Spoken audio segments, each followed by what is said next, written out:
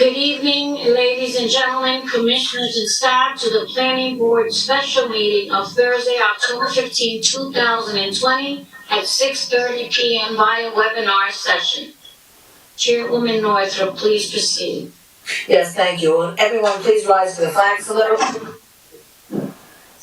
I pledge allegiance To the flag of the United States of America and to the republic for which it stands, one nation, under God, indivisible, with liberty and justice for all. Thank you. Please be seated. Okay, for some of you who have not attended this meeting virtually before, I'm going to ask everyone, unless you're speaking, to please turn off your microphones because we have a lot of people tonight and there will be interference, I'm sure. So that being said, okay, Commissioners, Planning Board staff, ladies and gentlemen, as Chairwoman of the City of Paterson's Planning Board, I call this meeting of 10/15/20 to order. I hereby state that all the provisions of the State of New Jersey Public Meeting Law have been fully and completely met, that the notice of provisions required have been properly posted in the Planning Board office and with the City of Paterson clerk, that the public notice and advertisements have been published in the Herald News on 10/6/20 in accordance with the law, and that the copies of such notice and public advertisements are on file in the Planning Board office, as is also the agenda listing the applications to be taken up by the Planning Board at this meeting. The procedure tonight will be in accordance with the rules, regulations, and bylaws as heretofore determined by the Planning Board at its office in the municipal complex in the City of Paterson. Roll call, please. Good evening, commissioners and staff. Commissioners, Commissioner Ahmed. Commissioner Brooks. Present, and I'm recusing myself from this application. Thank you very much. Commissioner Savalos. Present. Commissioner Cleaves. Commissioner Cleaves. I'll come back to her. Commissioner Santana. Present. Commissioner Isa is absent. Commissioner Eugene. I'm here. Commissioner Cook. Here. Commissioner Cleaves, I'm here. Thank you, Commissioner Cleaves. Commissioner, Councilman Valens, are you there, sir? I'm here, Madam Secretary. Thank you for your patience. You're welcome. Thank you for yours as well. And Vice Chairman Fisher? Yes, I'm here. Chairwoman Northrop? Yes, but the minute I heard Vice Chair Fisher, I heard some very heavy static. Okay, I have 10 commissioners present and 1 absent. There is someone's television on or something. Please mute your mic or shut your television off, please. Thank you. Okay, I'll continue with notice pursuant to the Open Meetings Act addressing effective coronavirus measures on the next public meeting, consistent with the coronavirus-related restrictions of Executive Order Number 107, given on Saturday, March 21st, 2020 by Governor Philip D. Murphy. The Planning Board of the City of Paterson will not conduct in-person participation of the public at all future meetings until further notice. However, public participation will be available by means of communication equipment pursuant to NJSA 10:4-8, commencing on April 15, 2020. Though there may potentially be a practical need for a limited number of administrative, technical, or other city personnel to be present in or near this council chamber's 3rd floor, City Hall, 155 Market Street, Paterson, New Jersey, in-person participation of the public is prohibited. Nevertheless, for reasons of compliance with the said Executive Order Number 107, public participation will be available by calling 1-973-321-1579, and the meeting ID number is 711-680-0071, and I will repeat it later on, at this planning board special meeting of Thursday, October 15th at 6:30 p.m. on the date and time that the meeting is scheduled to commence. The public may also participate in the meeting by accessing the website of the City of Paterson Paterson, www.patersonnj.gov, and following the email link for the meeting, www.patersonnj.gov/planning board. May I ask who is representing this application this evening? The attorney? Yes, good evening, Madam Chair. Alan Maricon on behalf of J&J Real Estate Ventures. Okay, Mr. Maricon, sorry I didn't see you. Okay, all right. I'm now. Okay, got it. Mr. Mariconda, okay. This evening, J&J Real Estate Ventures LLC, 261 Marshall Street, Block 55. Okay. Is there somebody, please mute, Mr. Mariconda, did you mute? I'm sorry about that, yes. Okay. So, J&J Real Estate Ventures LLC, 261 Marshall Street, Block 5503, Lot 9. The applicant proposes to construct a 5-story mixed-use building with a partial basement. The first floor commercial space of 522 square feet and parking for 21 parking spaces is prohibited on the first, I'm sorry, it's not prohibited. Back up.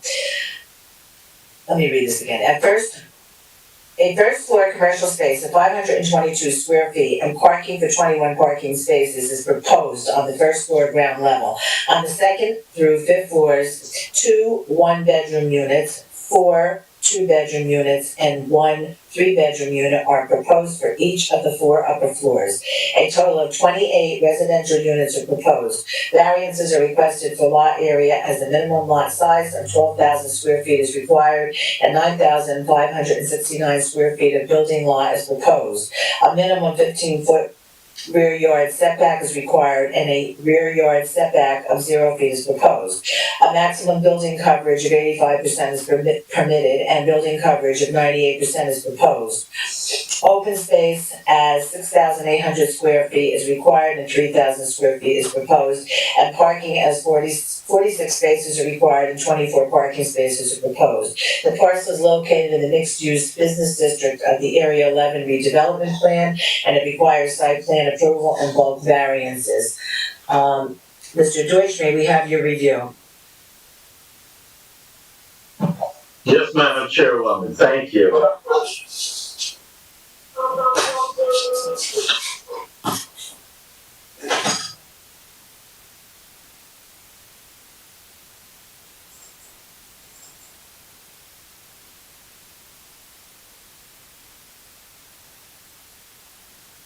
Mr. Deutsch? Your microphone is off. How is it now? Okay, yes, I can hear you now. Okay. Here's your review. Property taxes and sewer charges are current. Persons owning a 10% or more stock ownership interest in J&J Real Estate Ventures LLC are Jose Cordova, 914 Madison Avenue, Paterson, New Jersey, and Joseph Ducey, 59 Lincoln Avenue, Fairlawn, New Jersey. Mark Stephone, licensed surveyor, has prepared a survey dated October 3rd, 2019 that indicates Lot 9 has lot frontage of 63.32 feet on Marshall Street, a rear lot line that measures 87.13 feet, a northern side lot line that measures 103.74 feet, and a southern side lot line that measures 83.75 feet in a westerly direction, and 32.35 feet in a northerly direction, and then 75.97 feet in a westerly direction to its intersection with Marshall Street. Parcel's lot area of 9,569 square feet for 0.22 acres. This proposal is located on the eastern side of Marshall Street, 70 feet north of Wheat Street and 93 feet south of Van Winkle Street. The survey indicates 4 frame attached garages on the rear of the property, a masonry garage along the southeast portion of the parcel, and a 1-story masonry garage along the front property line that is attached to a 2-story frame dwelling. All of the structures on the parcel are to be demolished. Residential uses are a permitted principal use in the mixed-use business district of the Area 11 redevelopment plan, as it is in close proximity to St. Joseph's Medical Center. Evans Architect has prepared a 5-page drawing submittal revised to August 26, 2020. Sheet number S1 is the proposed site plan and indicates the lighting, luminaire plan, a seepage pit section, sidewalk, driveway, and apron details, the grading and utility site plan, the tax map, and the zoning ordinance data. The proposed site plan indicates that the building is to be constructed on the front property line, 0 feet from the rear property line, and on portions of the northern and southern side property line. Sheet number S1 indicates the soil erosion utility plan, a permit from the Hudson Essex Passaic Soil Erosion Conservation District is required prior to final approval. Sheet A1 indicates the proposed basement plan, the proposed first floor, and the proposed second through fifth floor plans. Basement plan indicates a stairwell, the elevator pit, the refuse room, a sprinkler room, and the electric meters. Basement contains about 720 square feet. The first floor indicates a retail commercial space of 522 square feet with a restroom and mechanical room with an access door to Marshall Street, a building access door leading into the lobby, a package room, a stairwell and elevator by the lobby, a secondary stairwell located in the parking garage, and 2 bike storage areas in the garage and parking for 21 vehicles, including 1 handicap space. The driveway aisle is 22 feet in width, and the parking spaces are 8 feet 6 inches in width and 18 feet in length.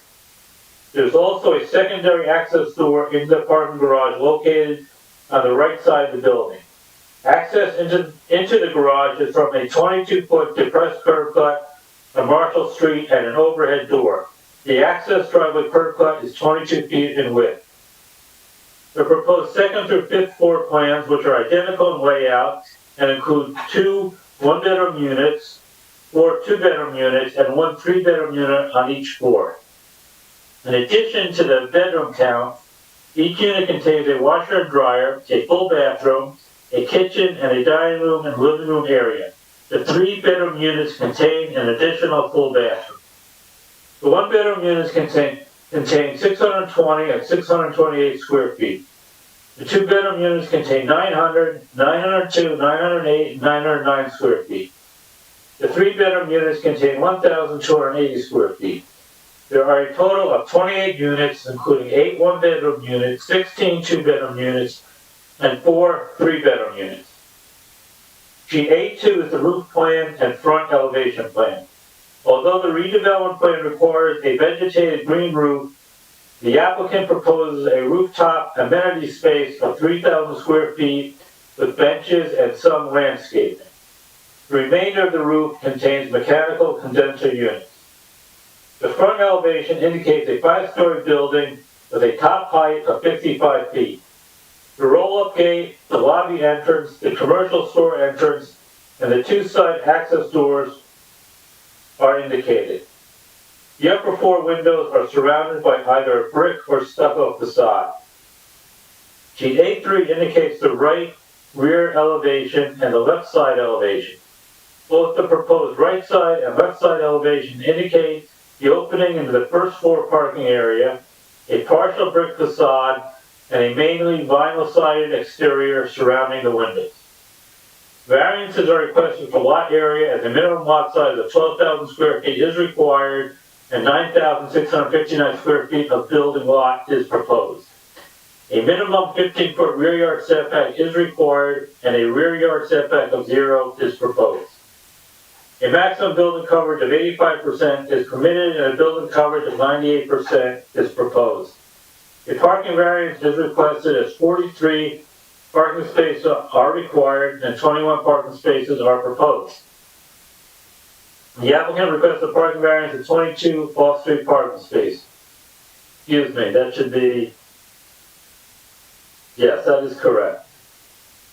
43 parking spaces are required and 21 off-street parking spaces are proposed. 1-bedroom units require 1.25 spaces per unit, 2-bedroom units require 1.5 spaces per unit, and 3-bedroom units require 2 spaces per unit. The retail space requires 1 parking space. The applicant requires an open space amenity area variance of 3,000 square feet is being provided and a total of 6,800 square feet is required. The open space is being provided on the building rooftop and amenity areas are being provided within the building. A note on the plan indicates that the Paterson Skate Park, Lambert Castle, the Garrett Mountain Reservation, and the Brandy's Ball Field are all within a 15-minute walk from this proposal. The mixed-use business district is intended to retain and strengthen the character and function of the retail activity along the Main Street corridor.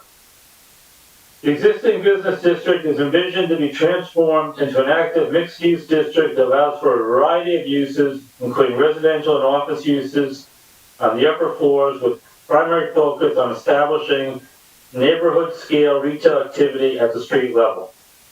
As indicated in the plans, landscape screening and lighting shall be placed as indicated.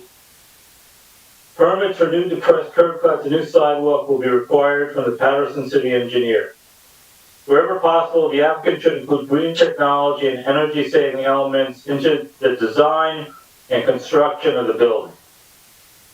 The plans have been submitted to the city engineer for review. It shall be the responsibility of the applicant and/or the preparer of the plan to obtain a letter from the city engineer indicating the plans have been satisfactorily reviewed prior to the plans being released to the construction official. Surrounding land use. This proposal is located in the Lackawanna section of the city within the 2nd Ward of the city and the Area 11 redevelopment plan. The west side of Marshall Street is zoned light industrial and has warehousing and manufacturing business. To the north of this proposal is an older 3-story multifamily residence. To the south of this proposal is an automobile repair facility. Concluding remarks, the applicant estimates the cost of this proposal approximately $1,700,000. That is your staff review for this proposal, Madam Chairwoman. Thank you, Mr. Deutsch. Mr. Mariconda? Yes, thank you again, Madam Chair, and thank you, Commissioners, for hearing us on a special meeting basis, this evening. We basically concur with respect to Mr. Deutsch's report in all respects. We'll be calling Mr. Evans as our architect planner, as well as Mr. Cordova as our applicant owner in this case. So without further ado, I'll call Mr. Evans at this time, other than indicating to the board that this is a very typical redevelopment zone project in the Area 11 zone in terms of developing sites for modern state-of-the-art housing and small retail services to accommodate the needs of the hospital zone. That being said, we'll call Mr. Evans at this time.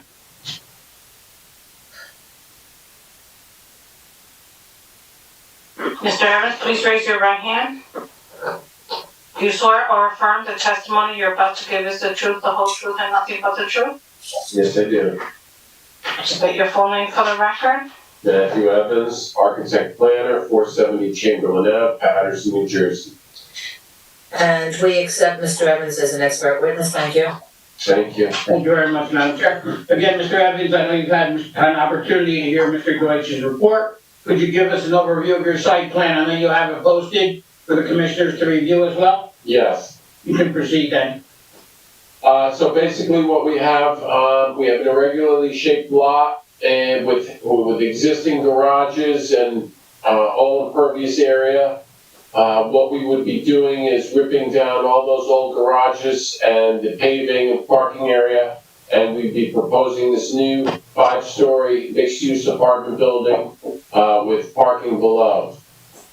We basically designed it to be compatible with the Area 11 hospital zone for the MUB zone, which requires commercial and residential, and we have on-site parking proposed for the development.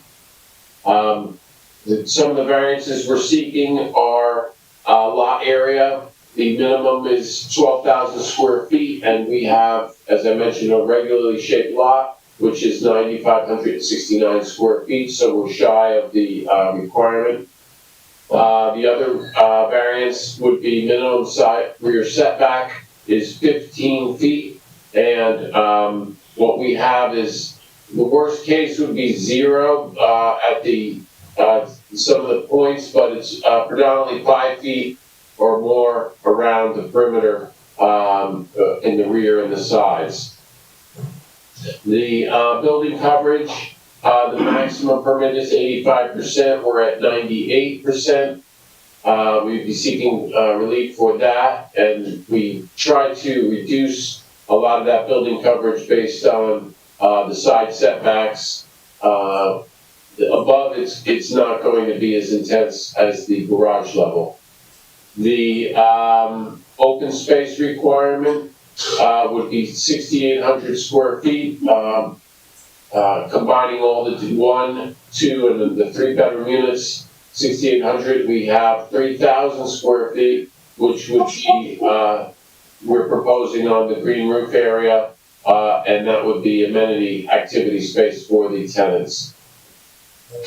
And then the parking variances, required, we have a requirement of 43 spaces, and we provide 21 spaces on site, in the garage. Those would be for, the tenants, those parking. So those would be the variances we'd be seeking as part of this new development. And, Could you take us through then, the design phase? I know Mr. Deutsch covered it to a great deal. Could you give us a review of what the first floor entails? okay.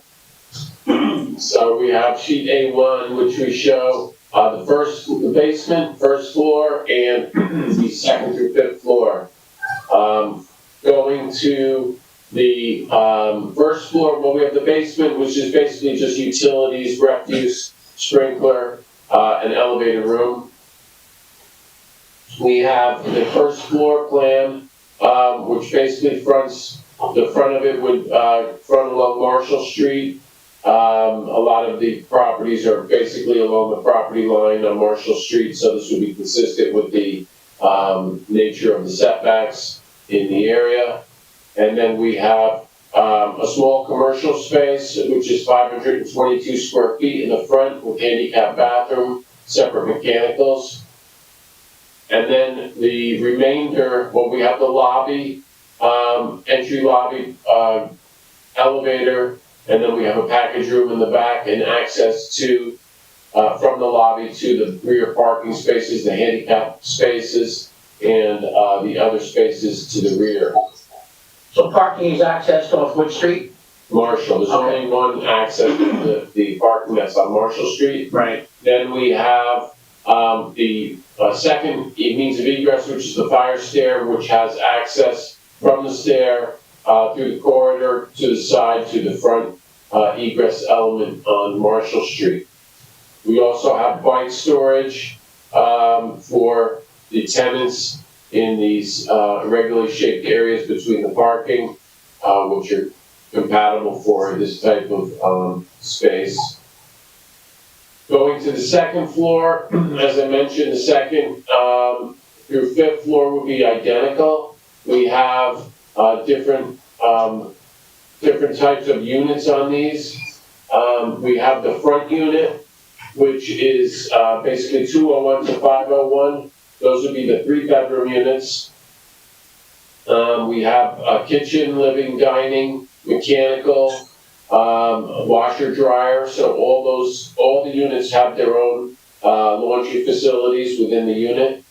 And then we have the, 3 bedrooms, and then there's, a master bedroom and bathroom for the 3rd unit. That would be, just for the 3-bedroom units. So that goes, on each floor, 2nd, 3rd, 4th, and 5th, for the 3-bedroom, consistent with the rest of the, units. We have, coming off the elevator, basically there's a, internal corridor, which is, central, down the, middle of the building, and then we have the second means of egress, stair to the rear. We have the other units. We have 2-bedroom unit, which would be 503. That's 900 square feet is the minimum requirement. And we also have washer, dryer, as I mentioned, large open kitchen and dining rooms. And then for the other 2 bedrooms, similar to that in square footage. And we have large bedrooms, large living and dining area. And then we come back to Apartment 204, another 2-bedroom unit. So we have large walk-in closets, large handicap bathroom, open kitchen, living, dining area, and there's windows along the whole perimeter of that, or the base of that apartment. We have the other apartment, which is a 1-bedroom. To the rear is 407, or 207 to 507, and that is 628 square feet. Another open living area, and then we have the bedroom, walk-in closet, and all the other amenities I mentioned. And then there's another 1-bedroom, which is consistent with that one. So those 2 1-bedrooms are pretty similar. That's the floor plans.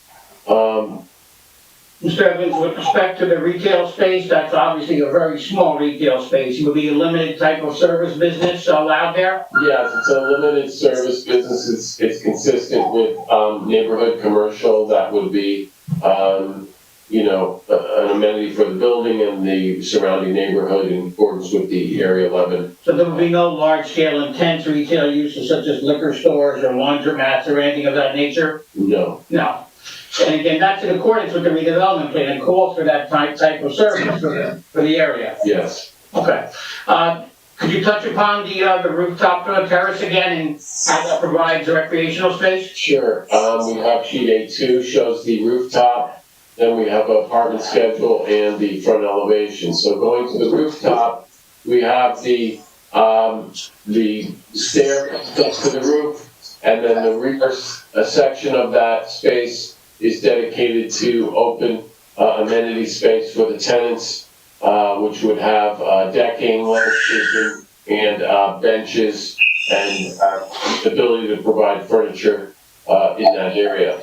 The front half is basically dedicated to mechanical systems along the other part of the roof there. So that would be the rooftop area. Okay, that again would have to be in accordance with fire and building codes in terms of security, protection, and height and so forth? Yeah, we reviewed that, and based on the preliminary design elements we encompass. So we looking at the maximum amount of square footage we could get on the roof with the egress and the other elements, so it complies. And that has worked successfully in other projects in the city of Paterson? Yeah, we've done a few of these, and I think it's worked out pretty successfully. It's a nice space to occupy. Now if we could, let's just focus again on the variance. With respect to parking, we have very substantial parking. We have a substantial. Hello? Connection? What happened? You lost the connection? Linda, you lost your connection? Okay, let's just stop right there for a moment until she can get back on. I don't know what happened.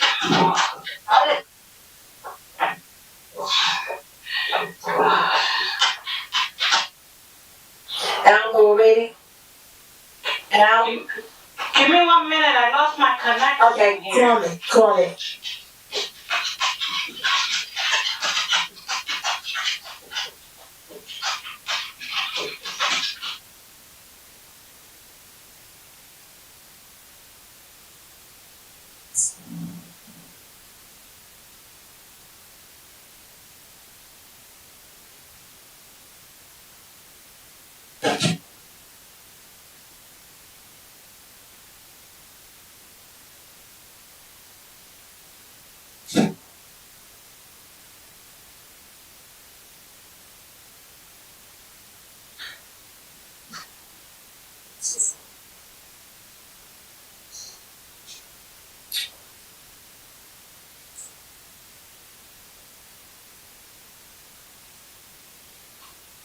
My computer had gone down. Okay, go ahead.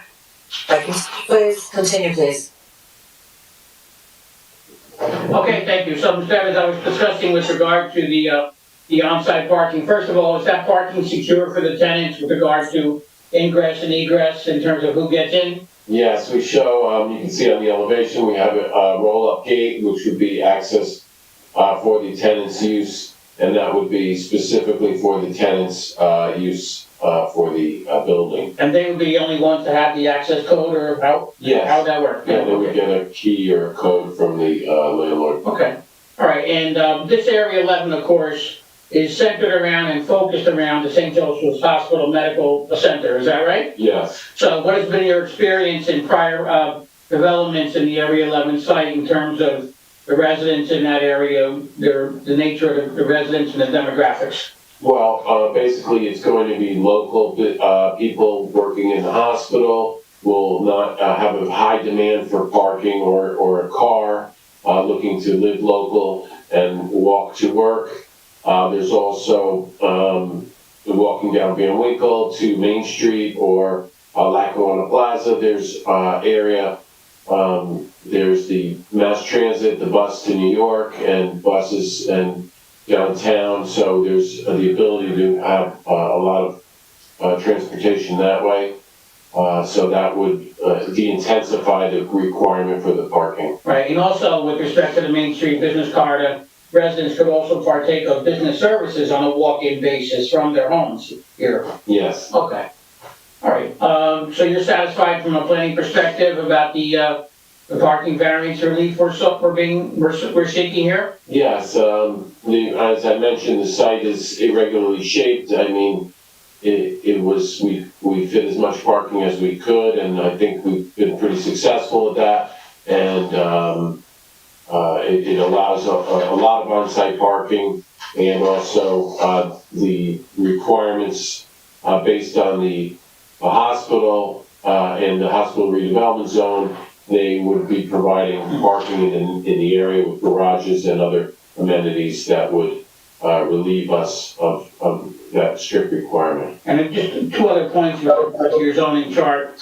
Obviously, we were a little bit short on the lot size by about 2,000 square feet. We've got about 5/6 of the lot requirement, is that right? Yes. So, and again, this lot's almost 10,000 square feet. This is frankly a very large parcel, would it be fair to say, with regard to this area? Yes.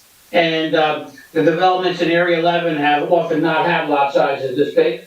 Right, there have been a lot of smaller lots, and like you can see, this one's irregular, but this shouldn't be. It's a substantial lot in comparison to the other properties. And again, we're going nowhere near the maximum height requirement with regard to stories or height. Is that correct? Right, I believe it's 80 feet and Actually, 95 feet per minute. feet and eight stories. So I believe this is compatible with the scale and nature of previous applications that were approved, and also with the Area 11 scope of the requirements.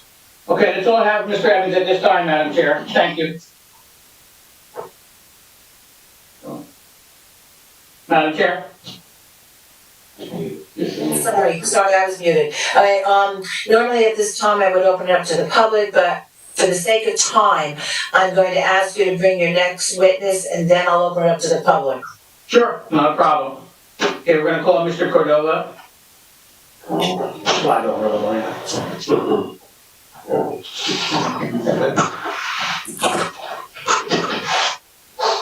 Please raise your right hand. You swear or affirm testimony you're about to give us the truth, the whole truth, and nothing but the truth? Yes, I do. State your full name for the record. Jose Cordova. Jose, if you would tell us your position with the applicant and owner? President of the company. Okay, that is applicant and owner, is that right? Correct. Okay. And obviously you've been involved in a direct basis in the preparation of this application and site plan, is that right? Yes, I have. And as such, you're fully familiar with Mr. Evans' presentation. You've heard Mr. Deutsch's report. Are you in agreement essentially on all those points? Yes, I am. And what is your experience in the city of Paterson in terms of real estate development and management? Well, I have owned an office in Paterson for the past 20 years, and I've been developing maybe between remodeling and developing homes about, for the last 15, 20 years as well. Okay, this is your long-term commitment, full-time business essentially, right? Yes, definitely. Okay. Anything else you wish to comment on regarding our testimony tonight? Otherwise, I would conclude at whatever point you're ready. No, I just seek the board to approve this project. I think it's going to be something remarkable for the area. And I hope that we continue to work together in the future. And that's all I have, Madam Chair.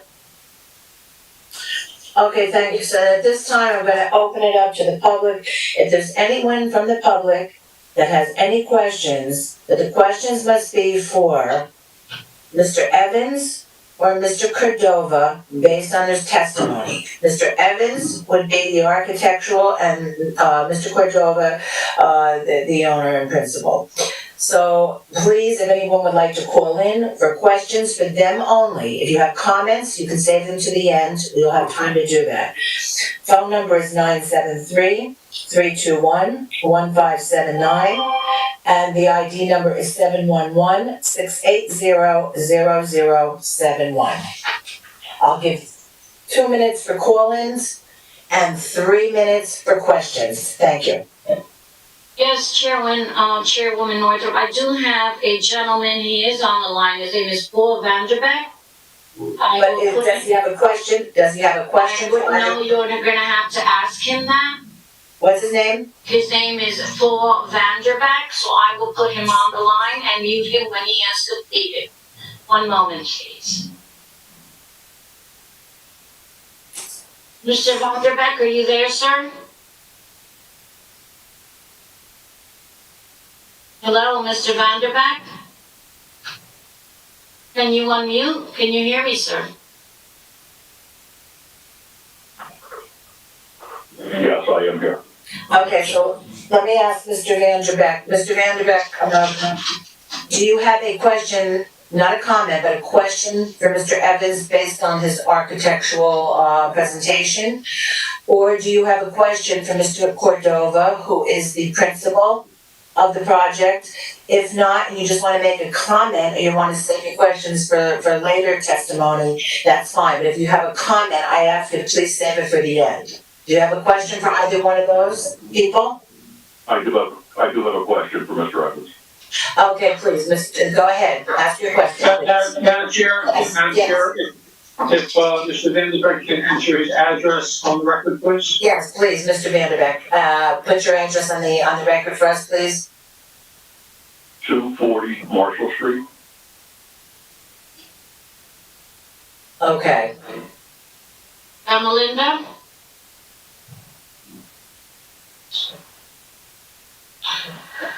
Mr. Vanderbeck, can you please raise your right hand? Do you swear or affirm testimony or comments you're gonna make are the truth, the whole truth, and nothing but the truth?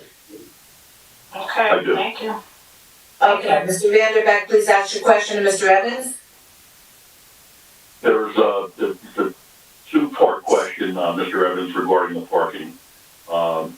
You had stated, I believe, regarding the handicap, that there were gonna be 3 spots available? No, one space for handicap. 1 space, okay.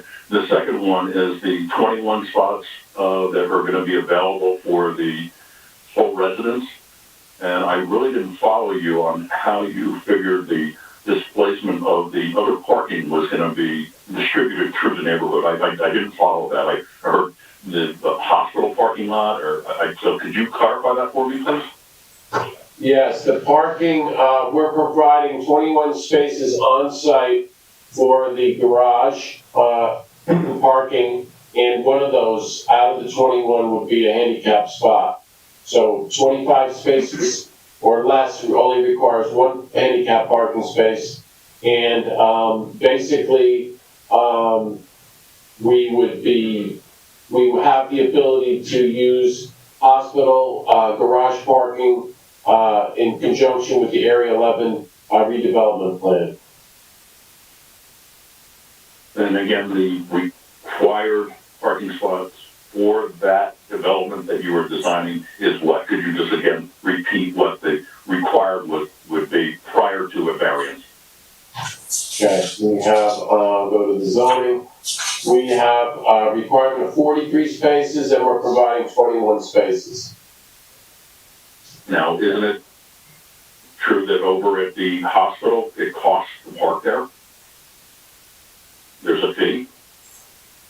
Yes, there would be a fee anywhere to park in a garage, I believe, or any, private parking would encounter a fee unless you park on the street or even surface parking in a lot would require a fee. It sounded like your intention was any of the overflow parking would park over at the hospital. Okay, just for the record, let me say, we did not at any point on our testimony say that we had a firm commitment with St. Joseph's Hospital with regard to parking in the garage. When he did allude to the garage, he said that that's one of the factors in the area that makes parking more workable in a general sense in the redevelopment zone, because the hospital garage is available to hospital employees and other persons or entities that work in arrangement with the hospital. There's no specific arrangement on the table with respect to this project to utilize the garage.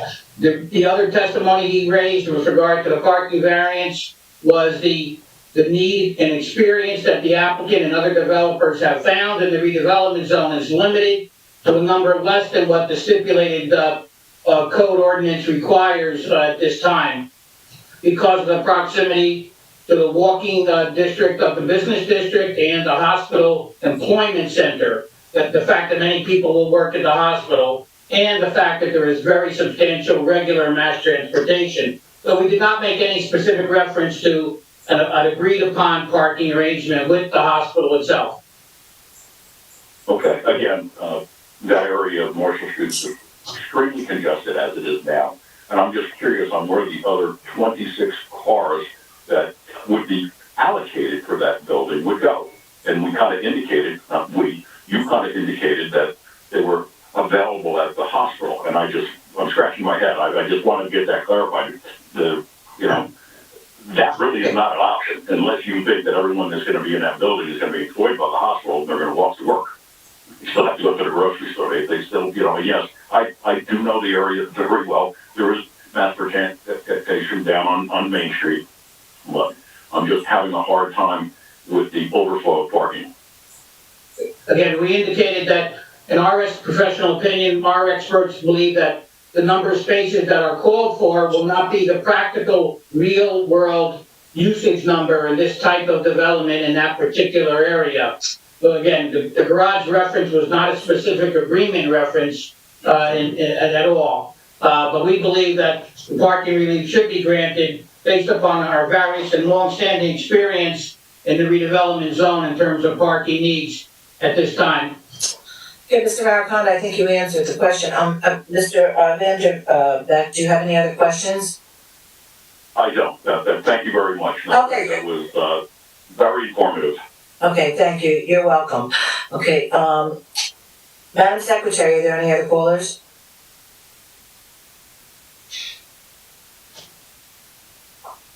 Madam Secretary? Chairwoman Northrup, I'd just like to reach out to Donald Vanderbeck. I keep saying his name. He did want to just wait and listen, but just as a courtesy, Mr. Donald Vanderbeck, are you there, sir? Wait, hold on. Well, hold on. Didn't we just hear from, it's No, we Vanderbeck? heard from Paul Vanderbeck. This is Donald Vanderbeck. Well, does he have a question for either of the two? I don't know because I'm trying to reach out to him now as a courtesy, Madam Chair. Okay.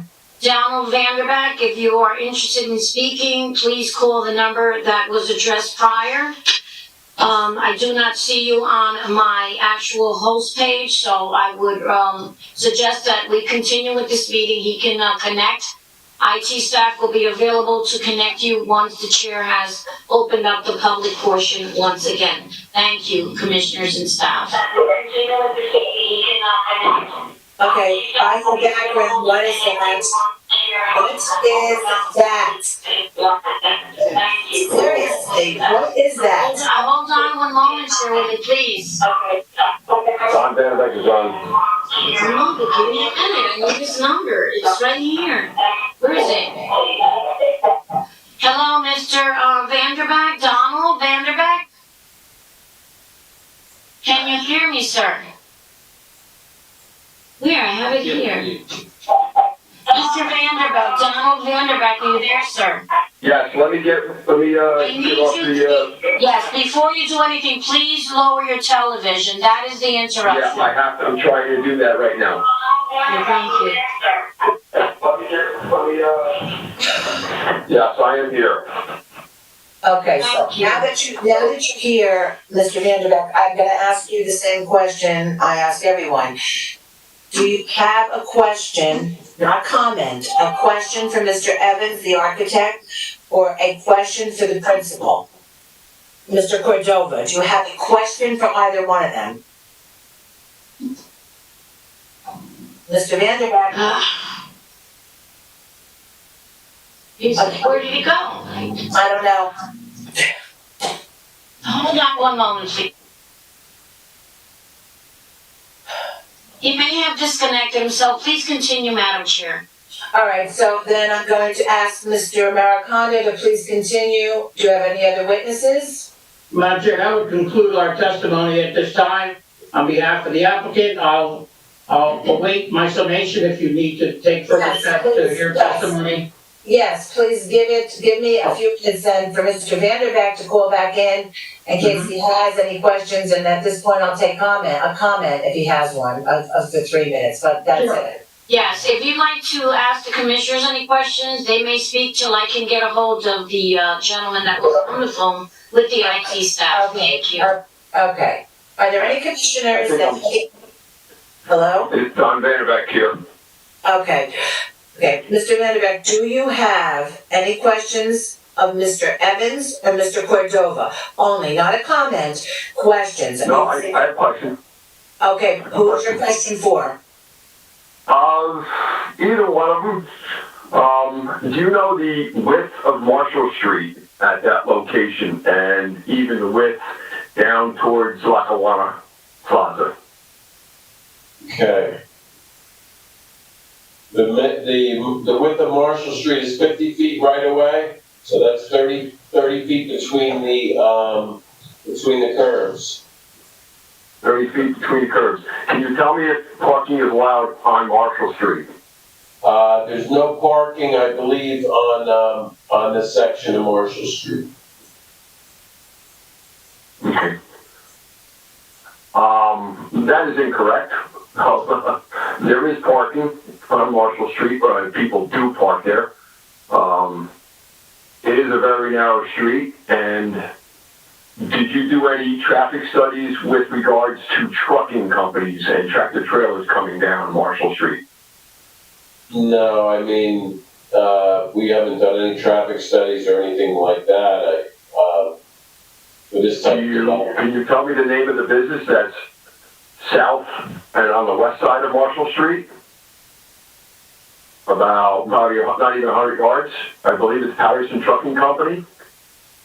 It used to be Paterson Trucking, or Yeah, they still have trucks, and the truck was blocking 3/4 of the road yesterday. So I think they're doing the coffee business, you mean? oh, they have a tractor trailer. Many tractor trailers. It's a highly traveled road for tractor trailers. Yeah, that side of the street is the industrial side, and then we have our, basically the. I'm just gonna ask, is there a question, because we only have 3 minutes for questions and 2 minutes, for call-ins, so 3 minutes for questions, if there's an actual question here. I asked if there was a traffic study with regards to trucking. The answer There is wasn't. The answer was no. The answer was no, correct. I just want to have that on record that Okay. no truck traffic was recorded. And you can confirm that there was no parking on Marshall Street, correct? I know that, I'm not absolutely sure, but there is limited parking. And then as you go down Marshall Street, it's a little more difficult in the industrial area, for the parking on that side of the street. And as you mentioned, those industrial uses, do have tractor trailers and other, truck traffic, but our development would be consistent with low-intensity residential vehicles that would just be parking in the garage and entering and exiting from the site. I don't believe that's the case, but I will, because people are parking on sidewalks, including mine at this point in time. And again, I am 240 Marshall Street, same as Paul. It's a very dangerous road. We've had motorcycles in our fence, we've had cars in our fence. So, I hate to see someone get hurt. And they really should do a better traffic study.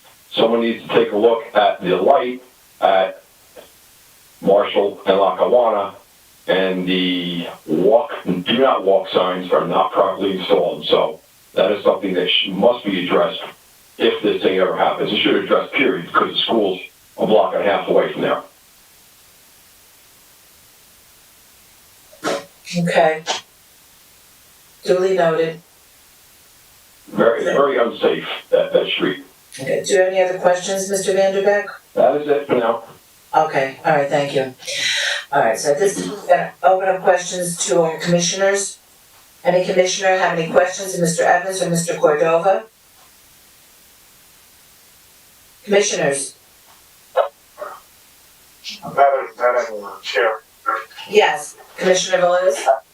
Yes, I have a Councilman couple Velez. questions. Yeah, that's okay. ahead. Councilman Velez for the record. Yeah. Good afternoon, gentlemen. As you know, I represent the whole council for the board. My question will be, does your property is on the corner of Ways and Marshall and cover into that 261 cover the whole corner? No, I'll show you the site location plan, a little bigger.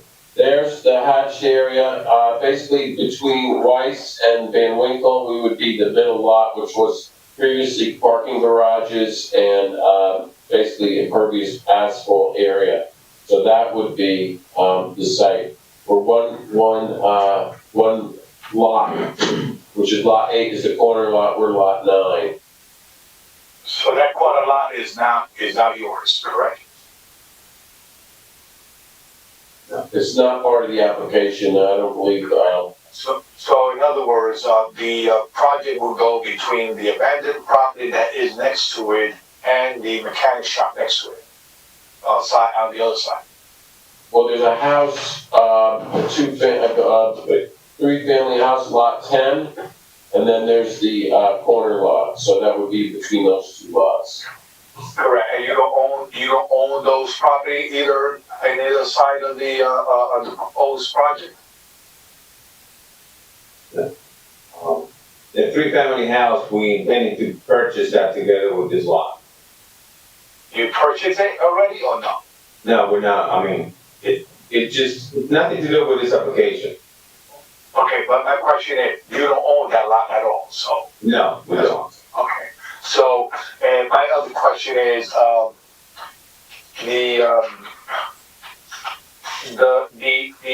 miscommunication regarding the parking.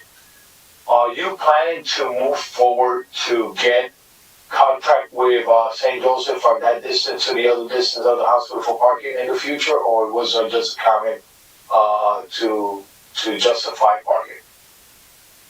No,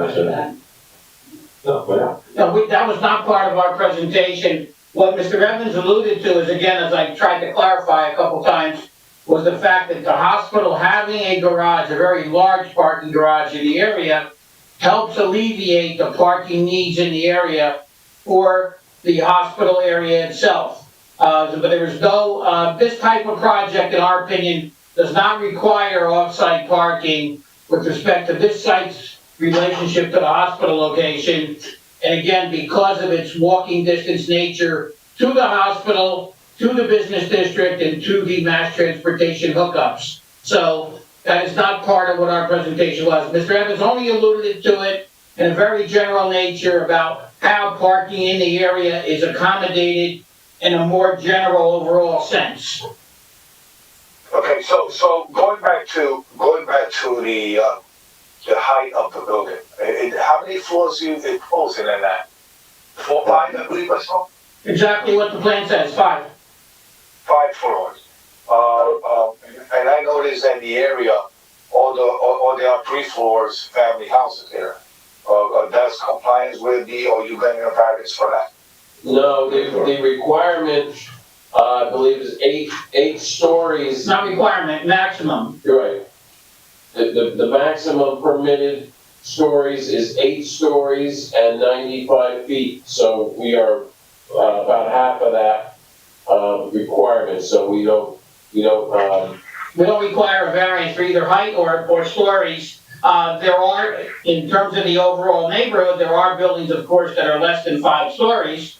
But again, the governing body, of which you are a member, of course, many years ago, when the Area 11 redevelopment plan was created, took this particular street, this particular location, and made a legislative finding, per se, that under the state redevelopment plan, these particular properties were well suited to be developed in this fashion. So we're complying with what the redevelopment plan tells us is permitted. We know there are other properties within the Area 11 redevelopment zone that have not as yet been developed, but there are many working, there are many developed, as you know, in the surrounding area, which do have 4, 5, or 6 stories in the redevelopment zone. So some of the houses have not, been changed over the years, but any particular residential property or vacant piece of land that falls within the redevelopment zone is subject to an application before the planning board to try to help bring the redevelopment plan to fruition in its entirety. That's what we are doing.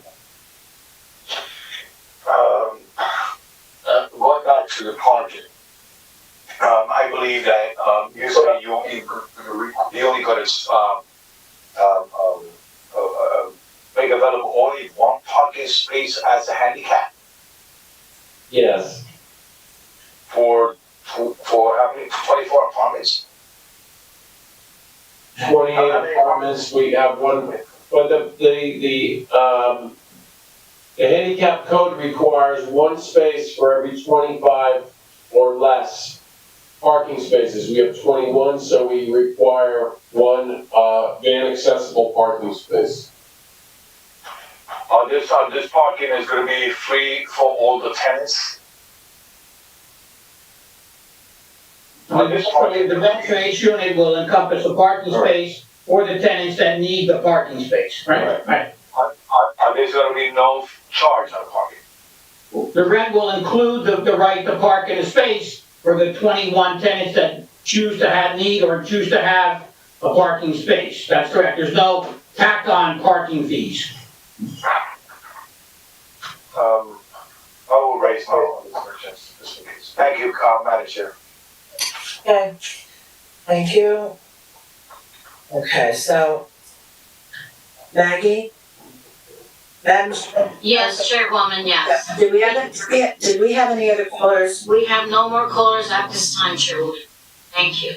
So I'm assuming that the gentlemen that called in. They were the only 2, yes. Asked their questions and also made their comments. That's correct. Okay, all right, so then I'm gonna ask Mr. Mariconda to please sum up. Madam Chairman, we have 2 minutes off the record, please, very quickly. Yes. Thank you very much.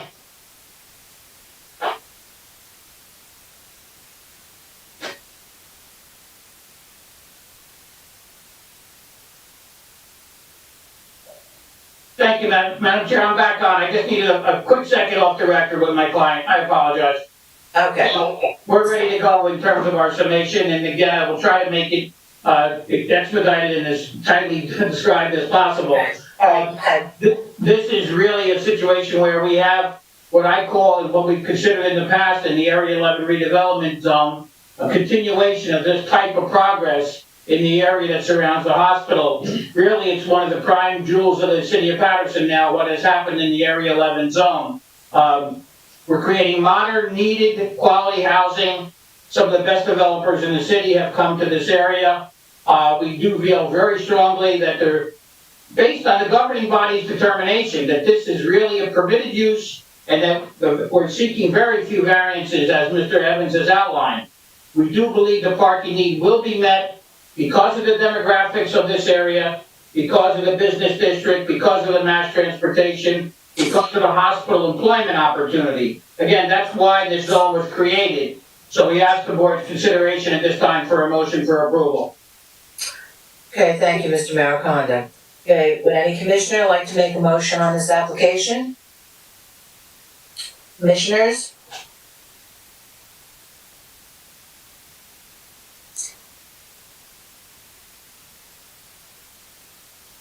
Okay, no commissioner would like to make a motion on this application? This is Commissioner Odino. I'll make Yes. a motion. Who was that? Commissioner Odine, who was the second person I heard? That's okay, I'll let you do the English. Okay, Commissioner Odine, please go right ahead. Alright, thank you. So on the application of J&J Real Estate Ventures LLC, 914 Madison Avenue, Paterson, New Jersey, 07501. Property address 261 Marshall Street, Block 5503, Lot 9. I move the board attorney prepare a resolution granting site plan approval, work variances subject to city engineer approval, also conservation district with Stop 1 moment. Madam Secretary, we've got some static, I can't hear what Mr. Udine. I just worked on it, there should be no more. Okay, continue, Mr. Udine, please. Go with the vote that's, I hear it. Alright, so let me start from the very beginning. Okay, please. Application of J&J Real Estate Ventures LLC, 914 Madison Avenue, Paterson, New Jersey, 07501. Property address 261 Marshall Street, Block 5503. No, wait, I can't, I'm sorry, there's something, Madam Secretary, as I keep working on this, it's gotta go into the I record. hear him speaking, I'm working on it, but we do hear him also with his motion, he can continue. Go ahead. Sorry. Okay, so, the property address 261 Marshall Street, Block 5503, Lot 9.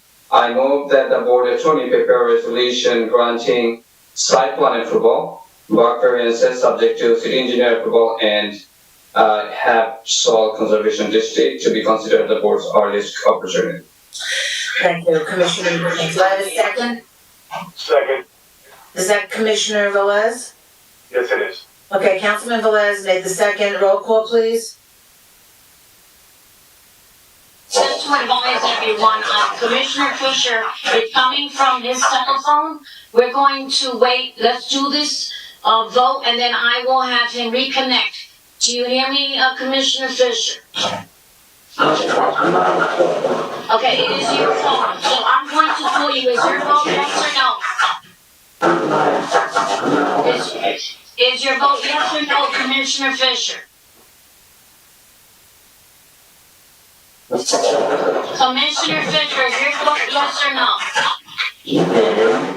No, just say yes or no. Thank you. Okay, Commissioner Fisher is a yes, Commissioner Ahmed, Yes. Commissioner Savalos.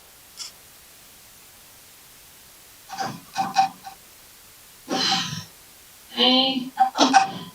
Bear with me, everyone. Commissioner Savalos. Okay, Commissioner Cleaves. Yes. Commissioner Santana. Oish. Commissioner Santana? Commissioner Santana? Commissioner Udine? It's a yes. Commissioner Cook? Commissioner Cook? Can you hear me? Yes, I do. All right. Your vote is? Yes. Councilman Velez, your vote? Sorry. No. Councilman Velez, your vote? Congratulations, my vote is yes. Thank you. Commissioner Santana is on my, phone. Is your vote yes or no, Commissioner Santana? Your vote is yes. Commissioner Brooks, are you there? No, she recused Oh, herself. that's right, she recused herself, you are correct. And Chairwoman Northrop? Yes, just get Commissioner Fisher's vote, did he say yes? Yes, he did say yes, that is 9 affirmative votes, 1 recusal and 1 absent. Okay. Thank you. We thank you very much for your consideration tonight. Okay, thank you. Commissioner Fisher, can you disconnect and reconnect? I need you to disconnect. Commissioner Fisher? Madam Secretary, Yes. who was the vote that was absent? Commissioner Issa, Thank you. please, mute your mics. Commissioner Fisher, do you hear me, sir? I need you to disconnect and reconnect. Thank you.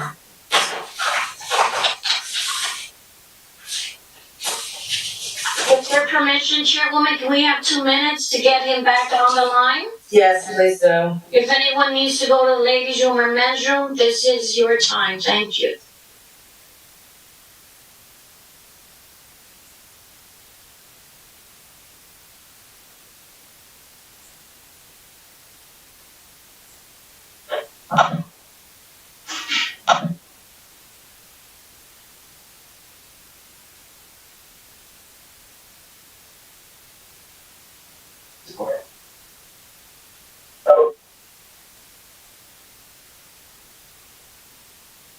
You could talk like that.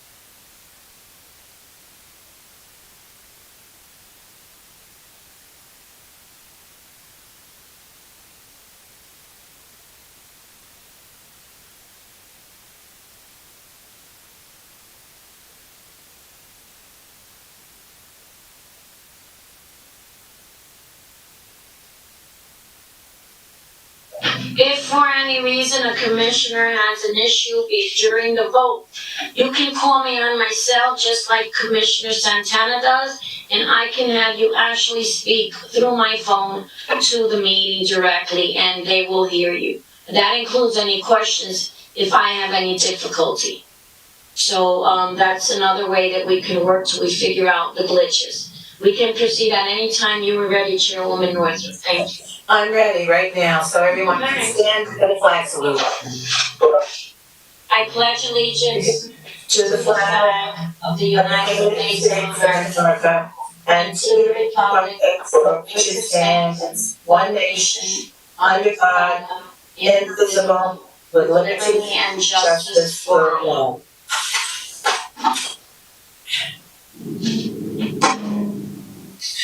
Commissioners, Planning Board staff, ladies and gentlemen, as Chairwoman of the City of Paterson's Planning Board, I call this meeting of 10:15:20 to order. I hereby state that all the provisions of the State of New Jersey Public Meeting Law have been fully and completely met, that the notice of provisions required have been properly posted in the Planning Board office and with the City of Paterson clerk, that the public notice and advertisements have been published in the Herald News on 10/6/20 and in accordance with the law, and that the copies of such notice and public advertisements are on file in the Planning Board office, as is also the agenda listing the applications to be taken up by the Planning Board at this meeting. The procedure tonight will be in accordance with the rules, regulations, bylaws as heretofore determined by the Planning Board at its office in the municipal complex in the City of Paterson. Roll call, please. Commissioners, Commissioner Fisher. Okay, I'm going to give him a few more minutes. I'm going to ask Commissioner Ahmed. Commissioner Fisher, are you there, sir? Okay, okay, Commissioner Brooks. I don't see him anywhere. Neither do I. Okay, I will call her. Can you give me one moment, Chair? Just 1 minute, please?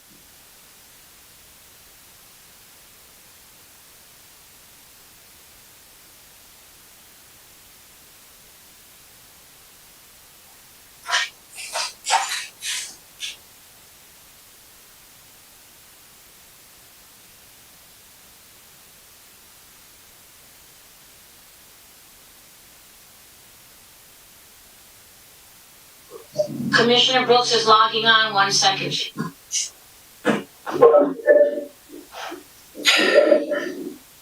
Okay, I'll continue with the roll call. Commissioners, Commissioner Ahmed, I'm here. Commissioner Brooks, Commissioner Savalos, Present. Commissioner Cleaves, Present. Commissioner Santana, Present. Commissioner Issa absent, Commissioner Udine. Commissioner Udine,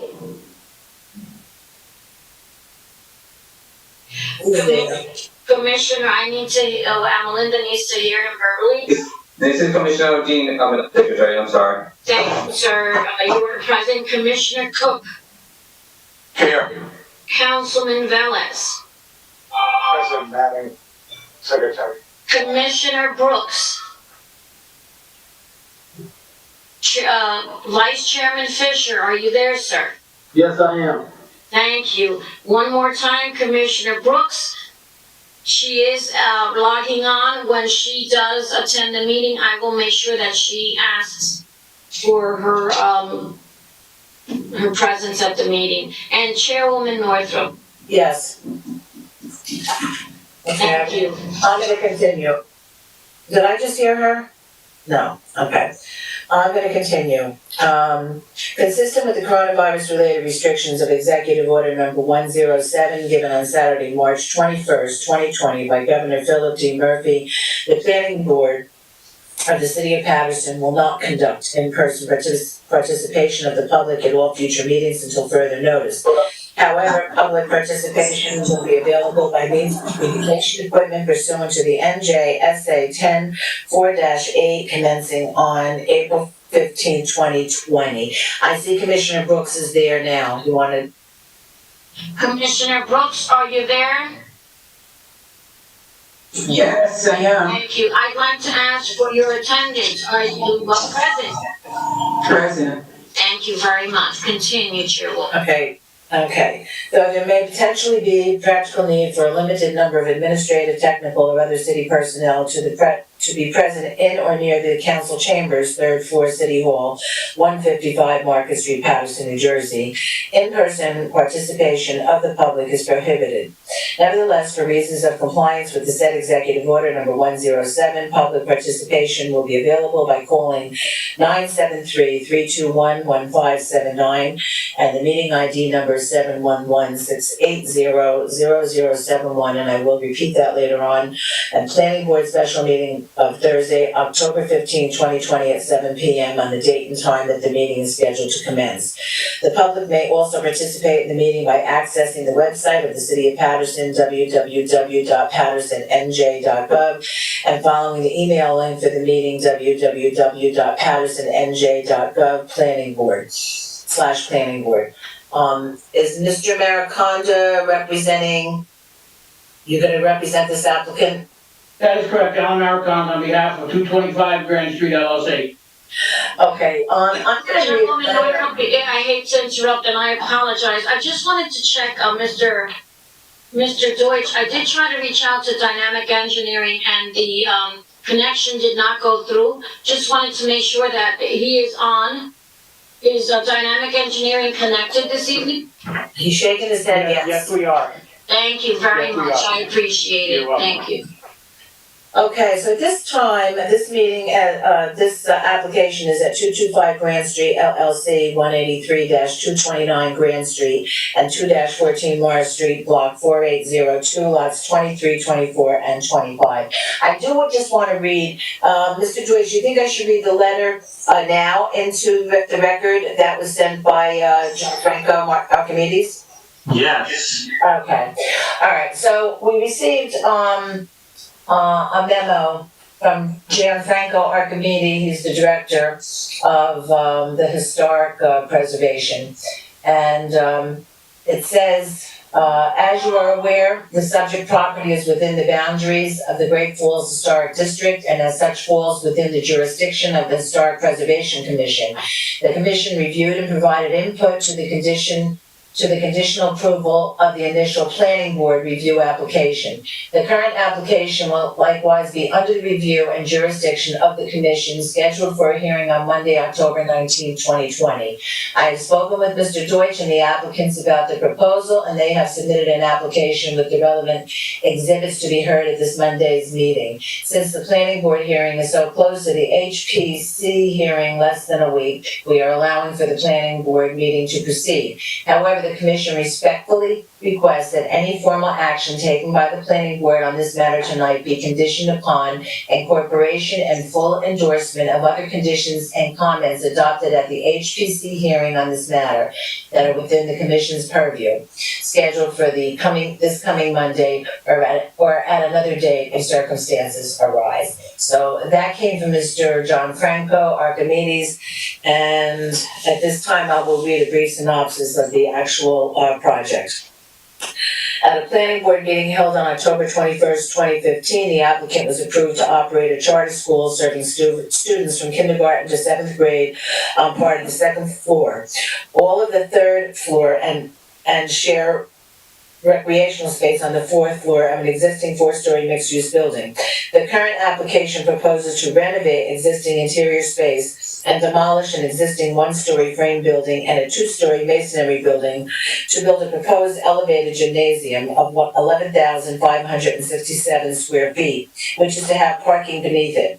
The existing basement will become finished area containing 29,620 square feet. Existing second floor space of 4,495 square feet will be renovated and added to the existing 25,125 square foot second floor space. The existing third floor contains 26,215 square feet and the existing fourth floor contains 8,443 square feet. The building, somebody's got their microphone on. I'm gonna ask that you please turn it off. Okay, the site has land area of 154 and 116 square feet. The site land is 154,116 square feet? I'm not sure if I'm reading this correctly. Mr. Deutsch? Mr. Deutsch? Your microphone is mute, right? The building will have a total finished floor area, is it 100, it says 100? The building will have a total finished floor area of 105,465 square feet. And The site has land area of 154,000. Okay, that's 116 square. Right, I thought that was wrong. Okay, 154,000 was written wrong, 116 square feet. The applicant requests a parking variances as 172 parking spaces are required and 158 parking spaces are proposed. All previously approved existing non-conforming conditions are to remain. The proposal is within the GFHD, which is the Great Falls Historic District and located on the northwest corner of Grand Street and Mars Street, and it requires site plan approval and bulk variances. Mr. Deutsch, would you like to give us your review? Yes, thank you, Madam Chairwoman. Persons having a 10% or greater ownership interest in 225 Grand Street LLC and their addresses are Zev Spera, 4 Malco Way, Lakewood, New Jersey, Teddy Lichtenstein, 12 Mark Street, Spring Valley, New York, and Eliza Schneider, 1 Cecilia Court, Suffolk, New York. Property taxes and sewer charges are current. Schools are a permitted principal use in the Great Falls Historic District. The Paterson Arts and Science Charter School relocated to this location in 2016 from its previous location at 764 11th Avenue in Paterson, which was the site of the former Paterson Catholic Regional High School. The school will continue to serve children ages kindergarten through 7th grade. Alan R. Boxinger, licensed surveyor has prepared a topographic survey for lots 23, 24, 25, lot 4802 dated December 3rd, 2017. The combined parcels have area of 154,116 square feet, or 3.54 acres. Dynamic Engineering has prepared a 12-page site plan dated April 15, 2020. Sheet 1 is the cover sheet. The plan is titled Preliminary and Final Site Plan, 225 Grant Street, Phase 2, Proposed School and Gymnasium. The plan also indicates the 200-foot owner's property list, the area map, the key map, and the drawing index. Sheet 2 is the aerial map of the property in question and the surrounding area. Sheet 3 is general notes that includes zoning ordinance data. Sheet 4 is the demolition plan. The previous demolition of the building indicated on lot 23 is indicated in dark gray cross hatch. The proposed demolition of the existing improvements to be removed, including the 2 existing frame buildings, is indicated in light gray cross hatch markings. Sheet 5 is the overall site plan. In addition to the dedicated Grand Street drop-off and pickup lane, there are 3 driveways indicated on Morris Street. There's a 2-way driveway at the corner of Morris Street and Barber Street, and 2 exit driveways from the site to Morris Street. There are 3 existing buildings and 1 proposed building indicated. The existing 4-story school building on Grand Street that is the subject of this application, the 5-story school building on Morris Street, the newly built gymnasium, and the proposed outline of the elevated gymnasium/auditorium, which indicates parking for 39 vehicles beneath the building. Sheet 6 is the site plan. There is a total of 158 off-street parking spaces provided, including 4 handicap parking spaces. Sheet 7 is the grading, drainage, and utility plan. Sheet 8 is the landscape and lighting plan. Sheet 9 is the soil erosion and sediment control plan. Sheets 10, 11, and 12 are construction detail plans. The school building exists and is in excess of 100 years old. Exterior changes were implemented during a previous application heard by the planning board on October 21st, 2015, which created this charter school in the building that was previously industrial in nature.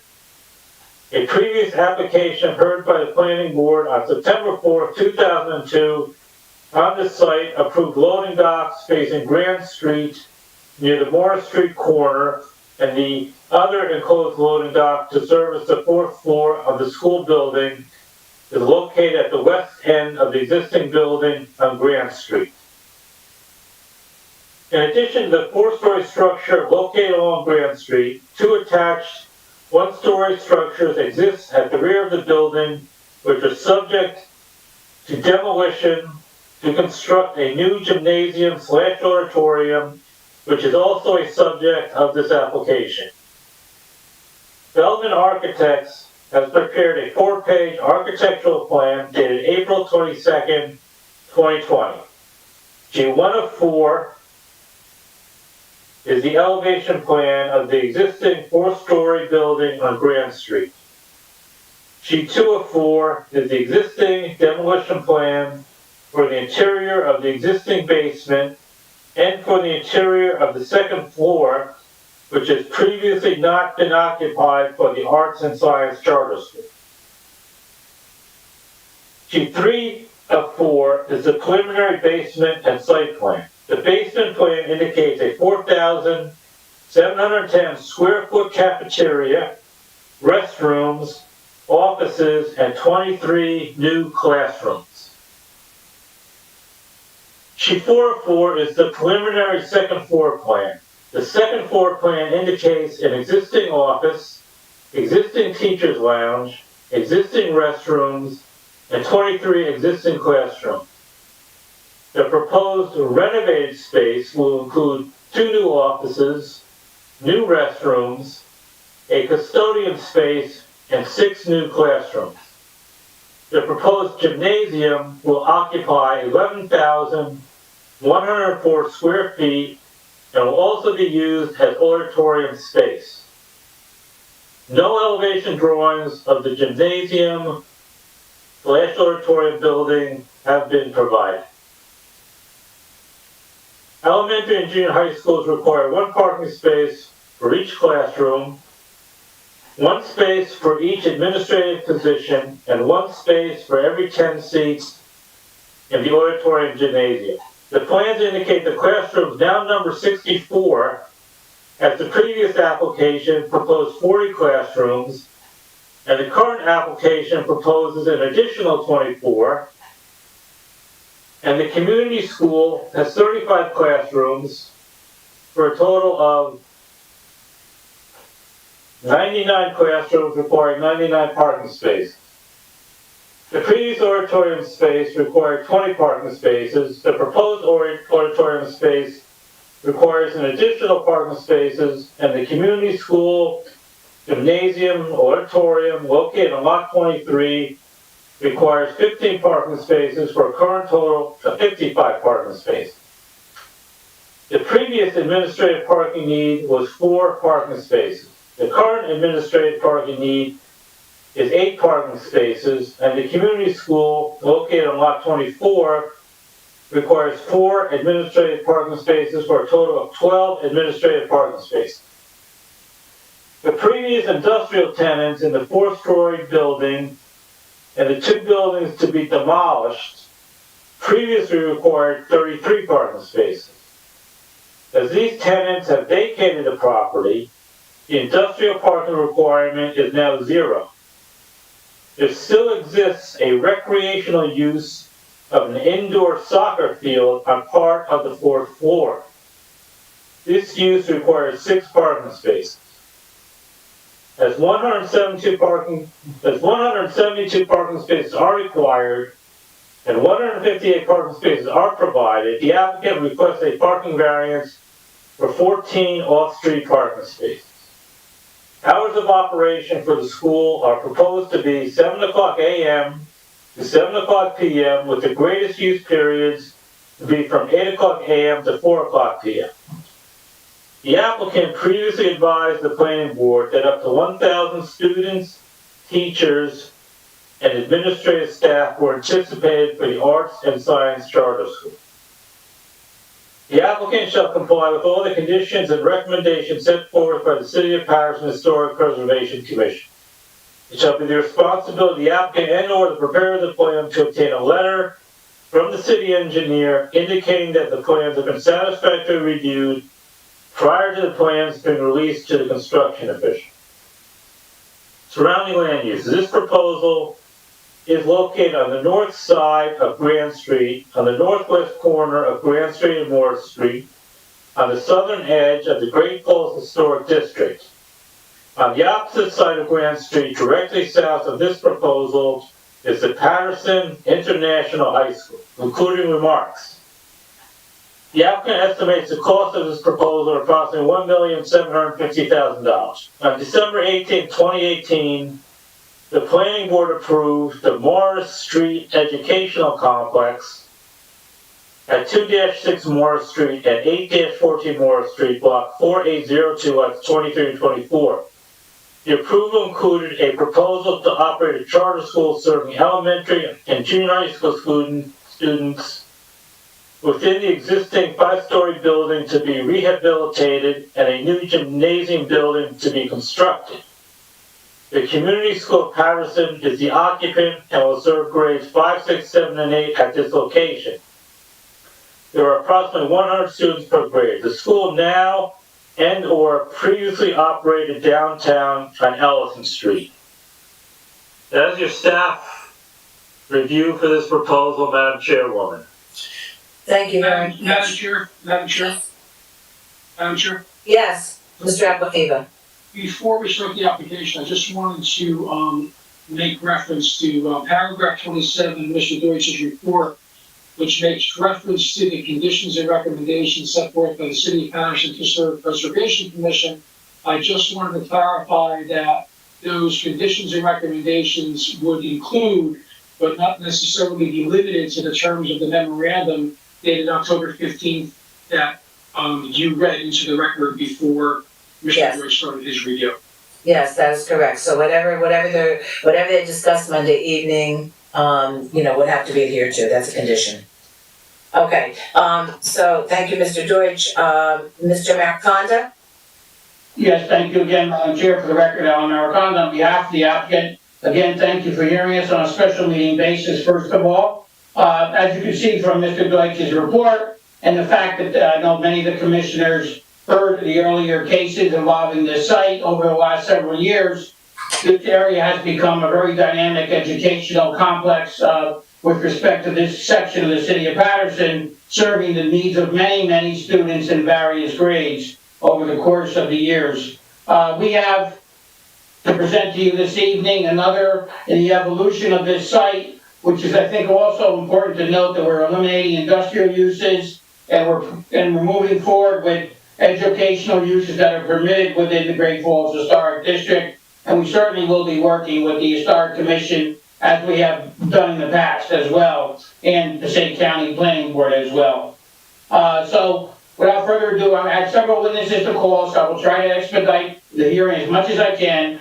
I think I'm going to call Zeb Spira first because he's the person with the longest standing background on the site in terms of the applicant's position, and have us just give you just a quick overview of his understanding of the site, if I could.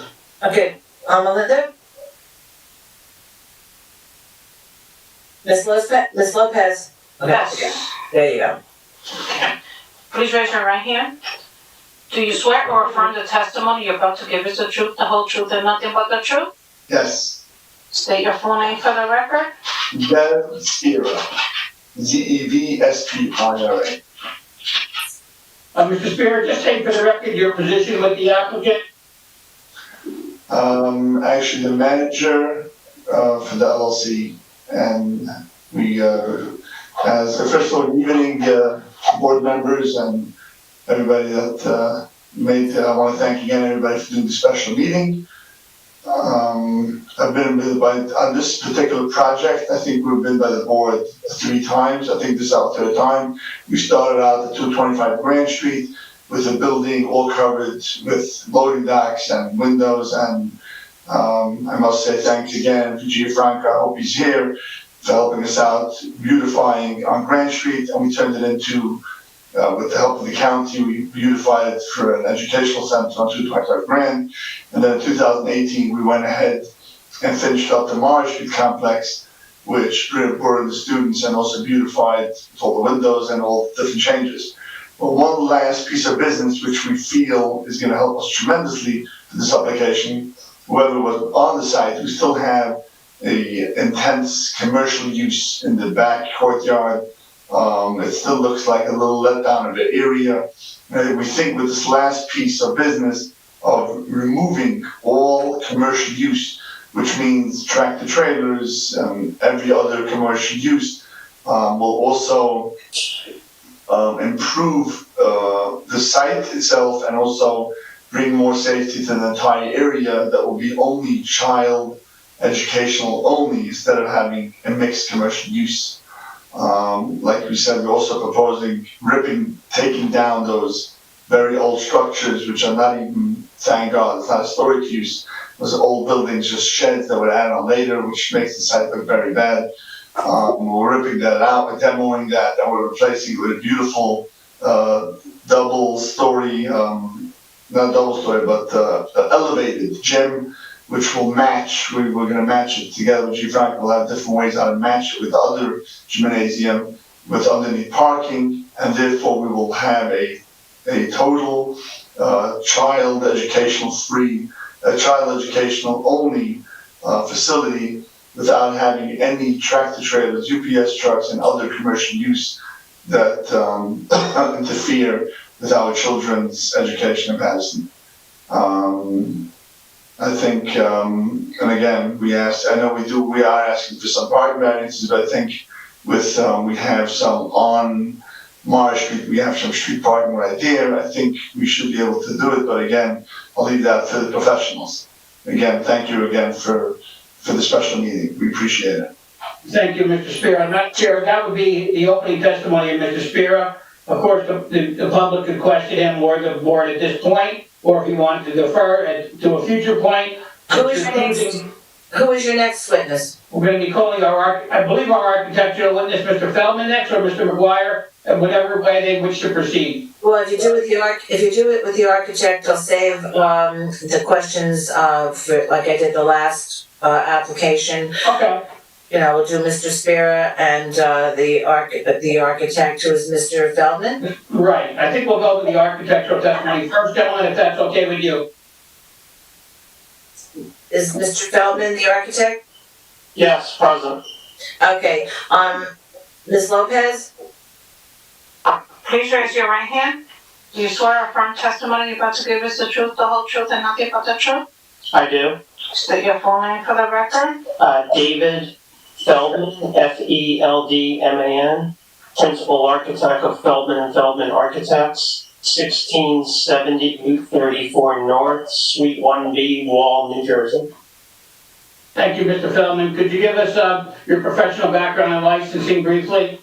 Yes, so I'm a licensed professional architect here in the state of New Jersey, as well as probably close to 15 other states along the eastern seaboard.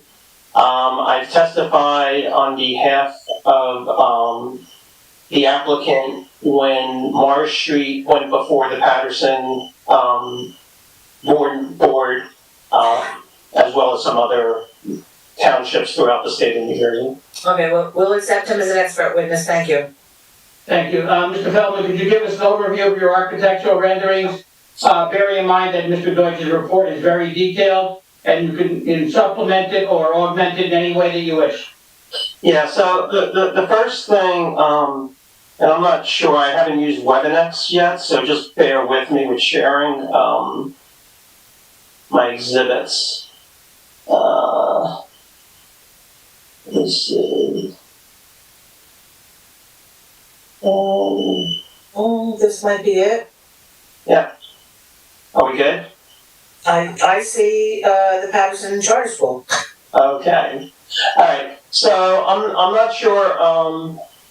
First and foremost, just a correction on Mr. Deutsch's memo is he made reference that It was Mr. Archimedes' memo. that just the front elevation was represented, the elevation on Graham. And as you can see, we also do have the westerly elevation, which is from Morris, although that elevation is limited in sight, given the fact that the 5-story building is directly in front of that from the street. The other elevation is the southerly side, which again is going to be in close proximity to the gymnasium for the Morris Street School that's currently under construction, but the elevations are depicted. So if we look at this sheet, from Grand, there is no change intended whatsoever. That facade and that streetscape is going to remain just as it currently is. The elevation that we have labeled as the right side elevation would only be visible from behind the actual 5-story Morris Street School that currently exists. You'll catch a little glimpse of it down the alleyway between the Morris Street School and the Grand Street School, but the majority of it is concealed behind that 5-story structure. The other side as well is, like I said, the southern side or the rear elevation. And as you can see, the existing Grand Street building from the southerly side is actually a walkout. So the front side that faces Grand is underneath grade, but the back side is open to the parking area. And our intent is, as Mr. Spearer depicted, was that we would coordinate the materials for this gymnasium on the exterior in conjunction with conversations we'll have with the Historic Commission, as well as, Giafonco. The intent is that this facility is going to have parking underneath, and the gym is gonna be elevated, to the second floor, which I will go to, in a second. The next page, let me see.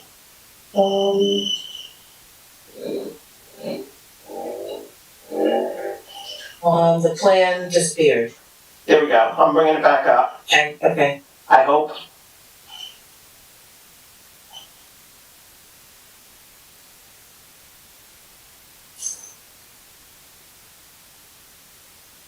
Let's see.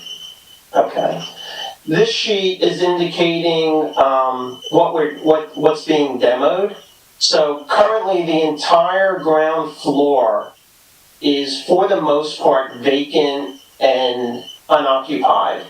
There are some buildings which will be indicated on the site plan in a few minutes that have some commercial structures over here that is intended to all be removed and provide parking. The second floor demolition currently would be this wing over here, which would consist of about 4,500 square feet, which is currently unoccupied, but it was, I believe, a printing area, a printing business, or and then the existing school on the second floor would remain as is, which is currently in being. Okay, you just, okay, Mr. Feldman, you just muted yourself. Can you hear me? Now we can, yes. Okay.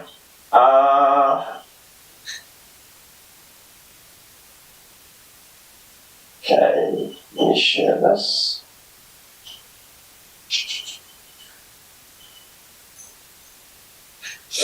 Okay.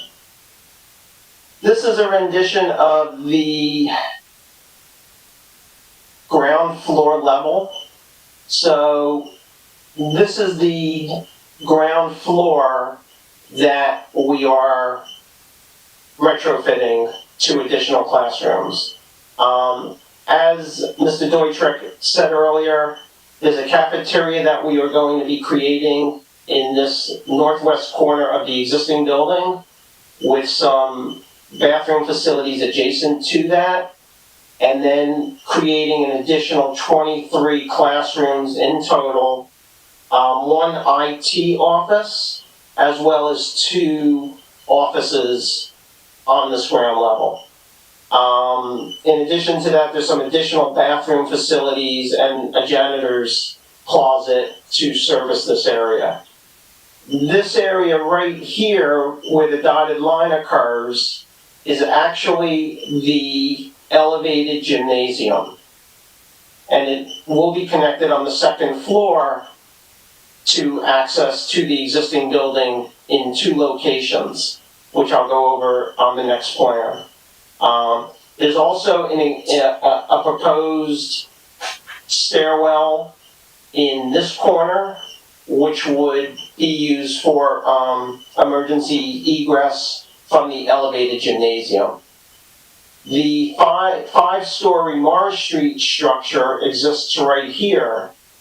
And so you can see from Morris Street, which is to the right side of our drawings, looking from Morris Street, you don't really see the facade of the elevated gymnasium, except for the glimpse that you would get looking down this alleyway between the 2 buildings. The southerly side of the elevated gymnasium is in close proximity to the new gym that was approved for Morris Street. So again, that elevation, although visible, it would only be visible from here. The west is approximately 5 feet off of the existing building, where there's a walkway that will exist around the perimeter. The intent also was to hold this new gymnasium off of the facade of the existing building in order to maintain the existing windows and light that was coming into these classrooms on the second and third floors. So we decided to take the building and pull it off of the face of the existing, or the wall of the existing building. It also gives you some parking that is protected from the weather underneath, in this area underneath here. If I may, I'm just going to switch to one more screen.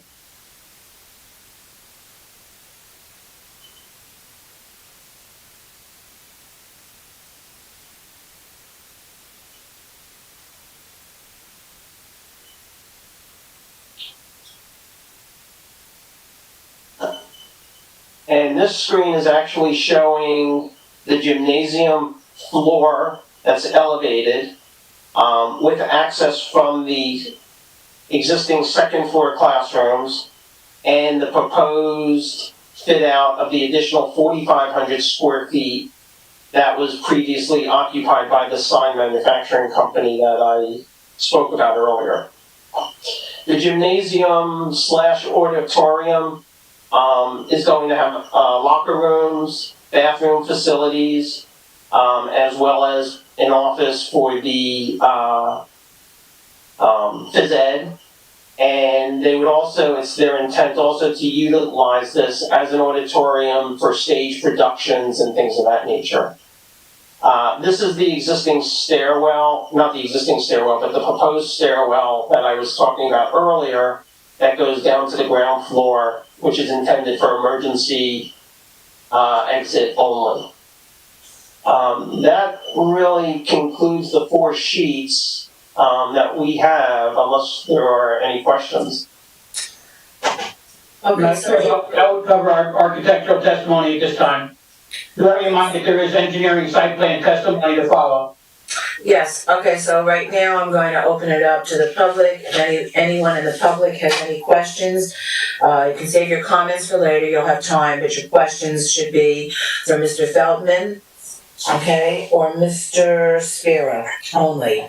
Okay, I'll allow 2 minutes for questions, 3 minutes, 2 minutes for call-in, 3 minutes for questions. Please call in if you have any questions at 973-321-1579, and the meeting ID number is 711-680-0071. I'll give it 2 minutes for call-ins. Bye.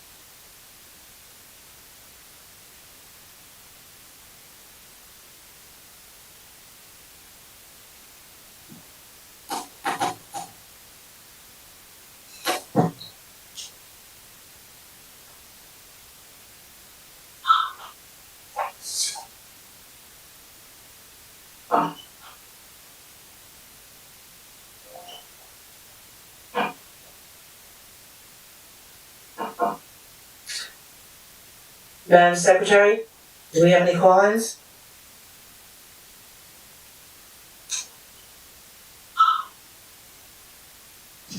Chairwoman and staff, we have no callers at this time. Okay, so at this point, I'll open it up to the commissioners. Commissioners, do you have any questions of Mr. Spira or Mr. Feldman? This is Commissioner Cleves. I have a question. Yes, please go right ahead. I'm a little confused. My question is for Mr. Feldman. Yes? And I'm looking at Z2 and Z3. Is the gymnasium in Z2, it looks like it's a standalone building, but then in Z3, is it on top of, it starts at the second level of the existing building already? Okay, so there's actually, so are you referring to this gymnasium here? Yes, yes. Okay, so that's a gymnasium that is currently, I believe, under construction for the Morris Street School. Okay. Okay, it's separate from this gymnasium that we're currently proposing. The one that we're proposing that's elevated and attached to the Grand Street on the second floor, if you follow my cursor, you'll see these dotted lines. Mm-hmm. The stairwell that I was talking about earlier. And so this area right in here, that's the elevated gymnasium. So that so basically the intent is that each school has a gymnasium, their own gymnasium facility. Okay, so the other one, the other, frame, where it looks like the basketball court, that gymnasium, that one already exists though? That one is under construction and was already granted approval. Oh, okay, okay, thank you. You're welcome. Thank you, Commissioner. Any other commissioners, questions? Madam Chair, Commissioner Cevallos? yes, this actually this question for our planner and 23, no elevation drawings for the Gymnasium auditorium building have been provided. Do we need that?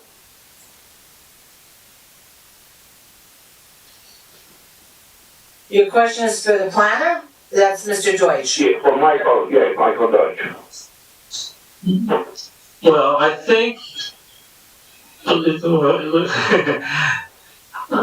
asked so if the commissioners wanted to see the elevations, it would be available. I'm sure that they'll be provided to our Historic Preservation Commission in any event. Thank you. You're welcome. Okay, Commissioner Cevallos, any other questions? Madam Chair. Yes, Councilman Velez, please. Thank you for the opportunity.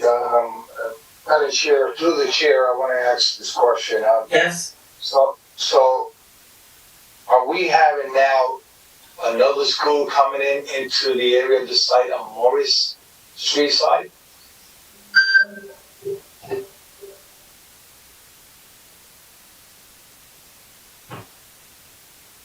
Anybody understood my question? Maybe Mr. Deutsch can answer that as a planner. I don't know how to answer that. I can answer that.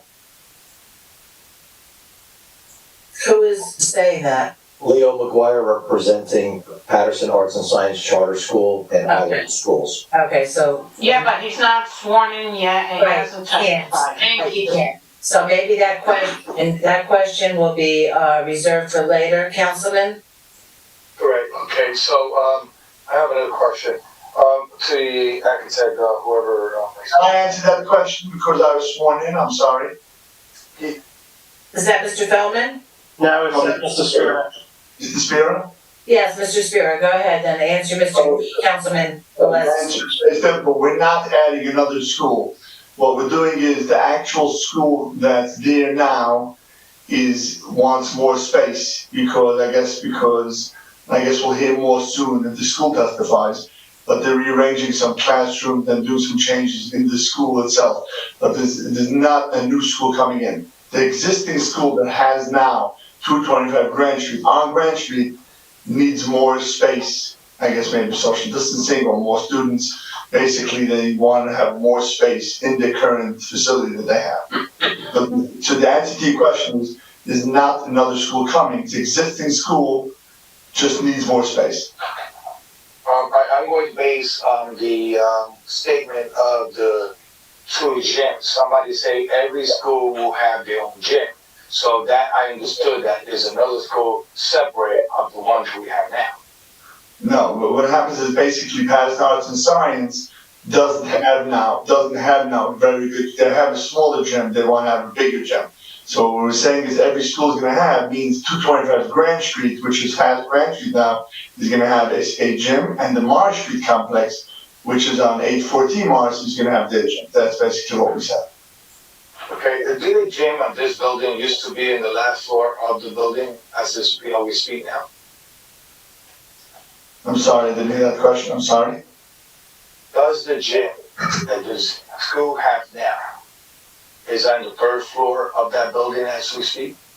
It's a fourth floor gym, but I believe it's a smaller gym, it's not this size gym. It's like This is the architect again, that gym can hold, for example, basketball courts. It's more for like Mr. Spear said, it's a smaller size gym that can't do the intent that the school wants at this particular time. Okay, so my question regarding the entrance and exit of the walk-in entrance and exit of the school, are they gonna stay the same, or you're gonna configure to go into Morris Street? Correct, they will stay the same, they will have no entryway to Morris besides some emergency egress in case of a fire. But the intent is all the students should only, the only entrance will be on Grand Street, that is correct. So vehicle entrance, are they gonna be still on Grand Street side, or are they gonna be through the Morris Street side? So, it's very simple. We have an elevated parking lot. If you look at the plans that David Feldman has on the screen, on the upper left side is we have a parking lot for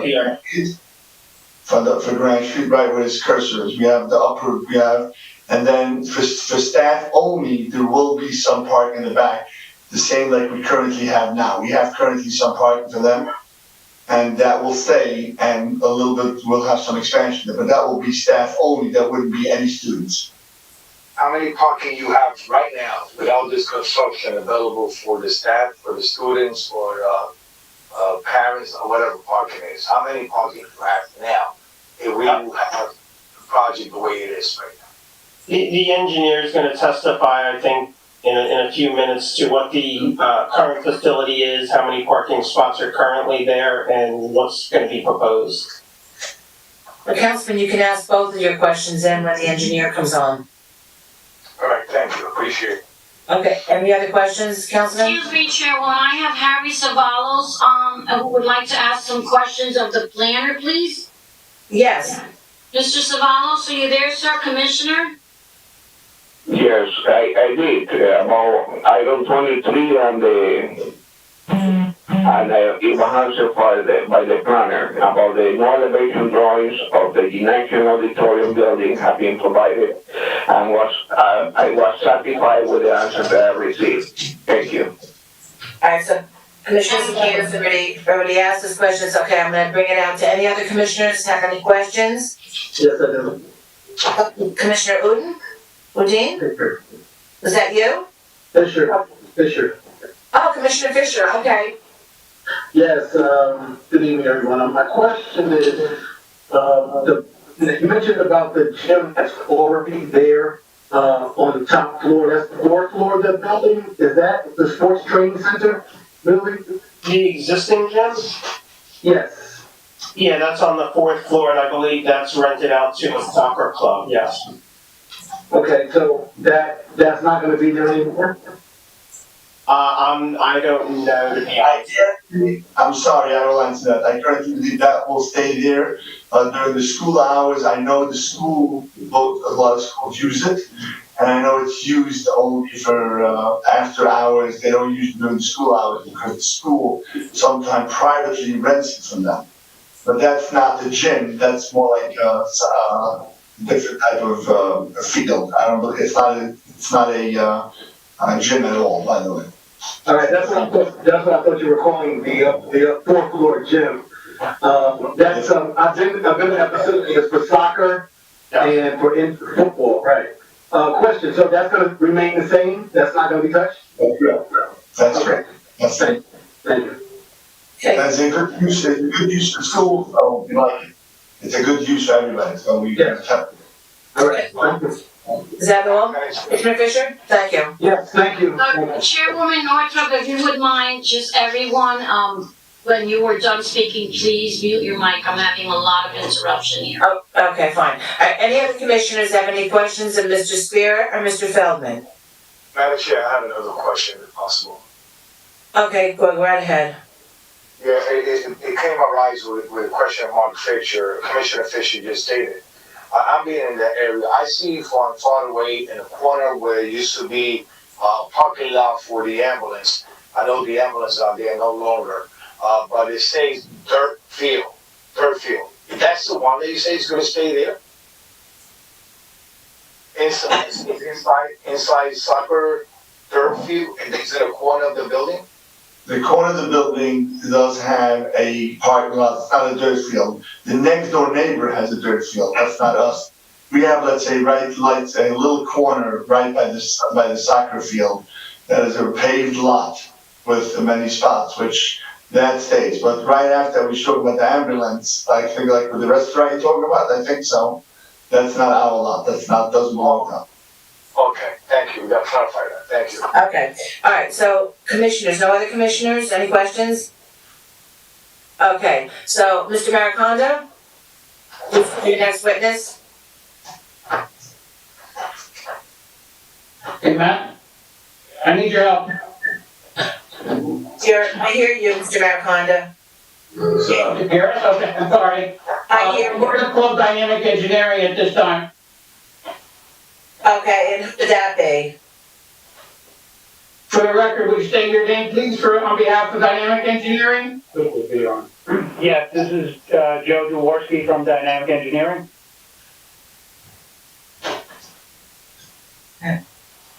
Okay, Please raise your right hand. Do you swear or affirm testimony about to give us the truth, the whole truth, and nothing but the truth? Yes, I do. Can you spell your last name, please? Sure, it's Jaworski. Thank you. For the record, Mr. George, can you just state your professional background and licensing, please? Yes, I'm a licensed professional engineer in the state of New Jersey as well as 8 other states. Rutgers graduate in 1986, have testified over the past 35 years. I did testify on this application for the Morris Street School back in 2018. All right. That's good. Thank you. We accept this as an expert witness. Okay, whoever else has their microphones on, please turn them off. Thank you. Right ahead. Mr. George, if you would, obviously you've heard Mr. Deutsch's report in the earlier testimony. Could you give us a review of the site plan that you prepared? Yeah, certainly. Just to orient the board and follow up on Mr. Feldman's testimony, this rendering is the actual rendering from the Morris Street School, which we presented back in 2018. So I just wanted to let the board see that to orient them. So the tan square on the right side on Morris Street, that's the existing building that was converted to a school. The darker tan, orangey type building up in the upper left, that is the previously approved gym that Mr. Feldman indicated is under construction now. And then the gray parking area you can see with the driveways up on Morris Street, the northern driveway is a two-way driveway in, and then you have 2 exit driveways as you move to the south. The central area, which is white, is where those 2 existing buildings are. Will, put your cursor on that. Right in the middle. That is the area that we're going to redevelop with the raised gym and the parking below it, and then it'll be tied into the existing parking field that's shown on this plan. So the next plan we have, so this is the rendering of the application that we're hearing tonight, and you could see the orangey box, which is all the way on the west side, which is the left. That is the gym, the new gym, which will be raised, and you can see the parking underneath it. And then the rest of the gray area would be the new parking lot that ties into the existing parking lot. It's a little bit darker gray, so that'll be the proposed pavement that ties into it. And you can see it's a full circulation underneath the raised gym, 2-way traffic around it with the standard parking spaces. Will, if you could just show right in there. And then you can see the handicap spaces are in blue. So we'll have a total of 8 handicap spaces for the whole field, which is 158 parking spaces. The main building, the 4-story or 5-story building, is to the south, right along the bottom of the page right there. And then you can see the connection point that Mr. Feldman pointed out, 2 connections to the building, one right in the southern part, right there, Will, show it. And then the other connection point to the building on the left side. And then the stairway that our architect pointed out is that box right up in the north side of the new gym. So basically, as Mr. Feldman said, this is really internal to the whole complex. You really cannot see it until you're inside of this complex. You might get a glimpse of it from Marsh Street as you look down the alley, but it's really pretty much internal. The parking lot will all be integrated so that the cars can park and they can access the buildings. And again, the driveways on Morris Street will remain exactly the same and service the site for all the buildings there. The additional improvements, we will be increasing some of the landscaping. You can see the overall impervious coverage will be decreased by adding some of that landscaping. The drainage is all in place and will continue to drain the same way it drains now. And all the utilities to the new gym will be connected through the existing building and serviced from that building, so we won't have to put in any new utilities through the parking lot. That's pretty much an overview of the site portion of it, so I'm certainly happy to answer any questions if there are any.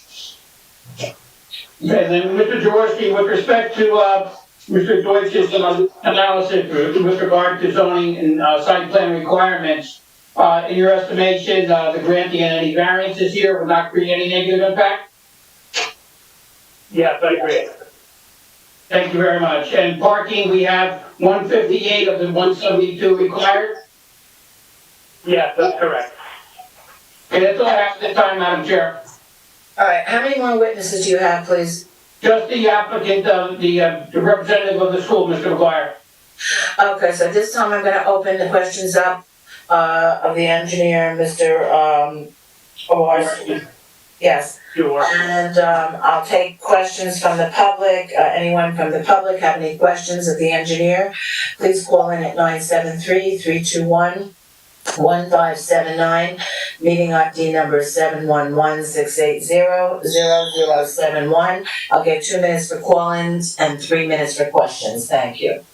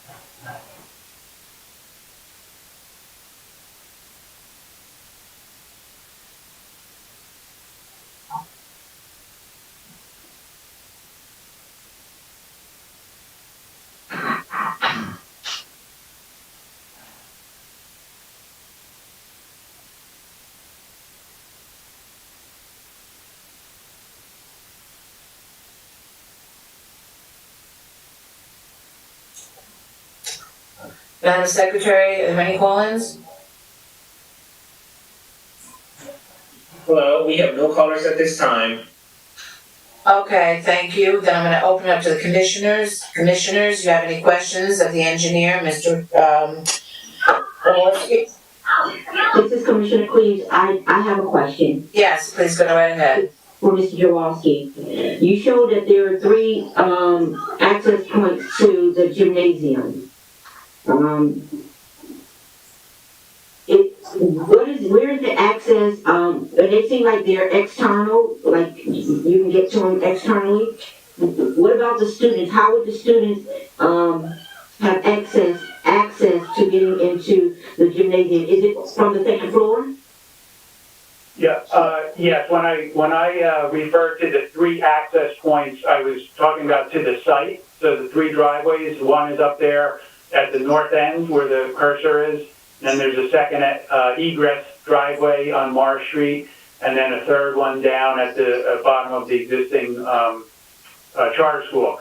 So the access to the actual gymnasium, the one that's under construction now, which is the north end, we'll put your cursor up, it would be right up there. So right where that cursor is would be the entrance to that gymnasium. And then the entrance to the gymnasium that we're proposing would be two ways. One would be the stairwell, which is at the north end. There you go. The cursor is right at that stairwell.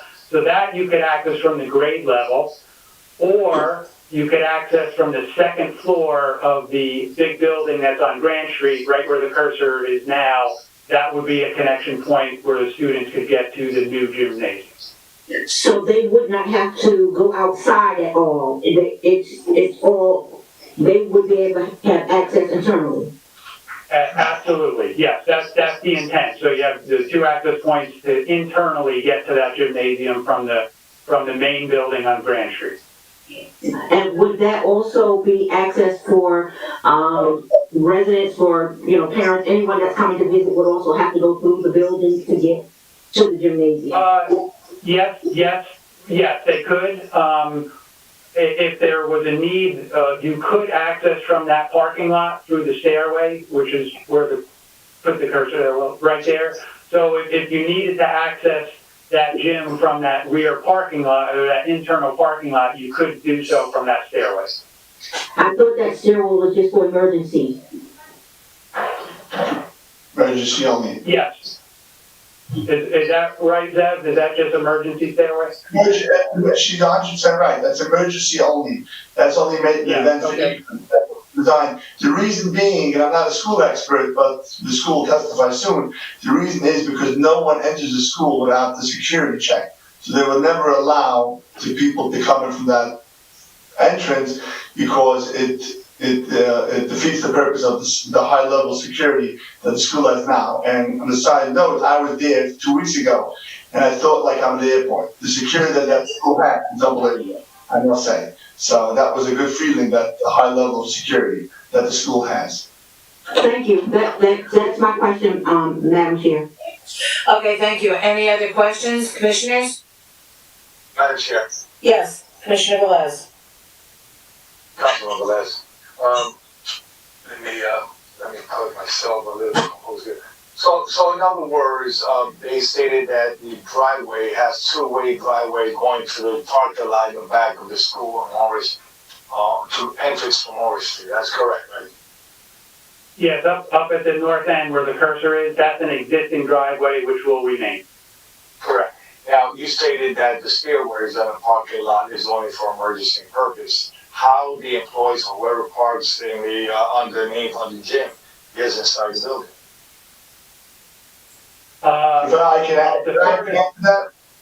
If I can answer that, I would appreciate it. I can answer that.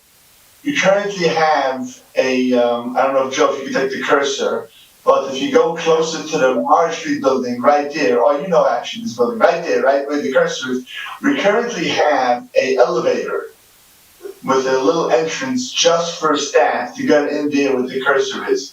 But it's made for kitchen use. They deliver some stuff there, and staff members, they go from there. That little corner, there is a secured locked door that employees only have access with an elevator to get into all the storage from the first floor up to the fourth floor. From the parking lot, from the edge of the Morris Street, is the driveway all the way down to the back of the parking lot. How many feet do you think you have from that parking lot to the entrance walk-in on the front? So I would say, what is it, 100 feet? I'm sorry, that he's asking from the elevator to the street? What he's asking, basically, that somebody, an employee, parks in the parking lot and then decide the elevator to use that where your cursor is, how many feet is it away? I would say, I'm thinking 100 or 75 to 100 feet. But Joe, I'll tell you. Yeah, exactly. About 75 to 100 feet. 75 to 100 feet. Yeah. So, under your plan or architect plan, I see that you say that you have a double driveway, in the back of the building. Where is your loading zone for your deliveries for the building? Right where the cursor now is, where Will's putting it, that striped area, that would be a loading zone. Where are you talking on the Grand Tree side or on the Motor Street? No, right where the cursor is, right by the elevator. See that striped area? That's all pavement, but it's. Joe, can you enlarge a little bit? Yeah, the problem is I'm in my phone in my car and I really cannot. Okay, maybe you could see it there, that striped area. All right, so that will be to the Morris Street side or the Grand Street side? No, the Morris Street side. To get to that loading area, you would go from the Morris Street side. And you will use the two driveways, and anyway, the two-way driveways going to the. Correct. That will be back of the. Yeah. Okay. Correct. So at this point, we have the drop off and pick up for student on the Grand Tree side, correct? Correct. That is correct. Okay. All right. I'm well familiar of this area. It's a well busy pedestrian area because we got another high school in front of it. Why is the reason, okay, you're not utilizing the so-called valet drop-off? You have a divider, cement divider, and I'm seeing cars parked on the Grand Street and both sides, students, and not using that driveway that you did to go closer to the building. If I can answer that, please. Yes. Answer that. The drop-off for students for Mara Street School will be used for that particular area. The Grand Street, that Mara Street, we don't want to mix the students. The Grand Street students are using still the Grand Street entrance, and the Mara Street students are using that double driveway. Joe, put the cursor, show a little bit. Yeah, exactly. That area, the Mara Street is coming in. That's where the buses are coming in. Right. That's where the students' drop-off is. We don't want any students from the Grand Street School to have access. First of all, they don't have an entryway there, but we don't want to have any entrance. We only want to keep everything on Grand Street. The Grand Street, because the county gave us that cut-in, we should feel that could work accordingly. And I guess the school testify. I think they'll have staggered different dismissal times, different timing to help with that a little bit. Well, let me ask this question, right? Let's keep you in mind. I am the councilman that represent where the school is at right now. So I'm well familiar what arise there regarding traffic and how is the vote. My question will be, if these two buildings are going to be connected, if I go through the Grand Street side, I could come into the Grand Street and come out to the Morris Street side? Are we talking about students or staff? Anybody. If this building is connected, structural connected from the Grand Street side, going to the gym, going outside to the Morris side, going to the double driveway in the back. Can I enter the building from the Grand Street and come out to the Morris Street side? The answer is yes, but we're only using it for emergencies and for people that park in the back. That was my belief, and again, we'll have the school testify to that. So that will follow on my second question. So in my other words, you still want to use the Grand Street side for both schools? No, Marsh Street cannot go to Grand Street. I guess I didn't understand the question. I'm sorry, Councilman. Marsh Street, the Marsh Street School does not have any access on Grand Street. Only inside the building. But inside the building, if I want to use the gym that you're talking about, anybody from the grants, the Morris Street School could go through inside the building to go to that new gym on the Street side. Jeff, is that, Mr. Spear, this is Dave Feldman, the architect, if I may. So this is Morris Street School right here. Correct. Okay, correct. So that's the Morris Street School.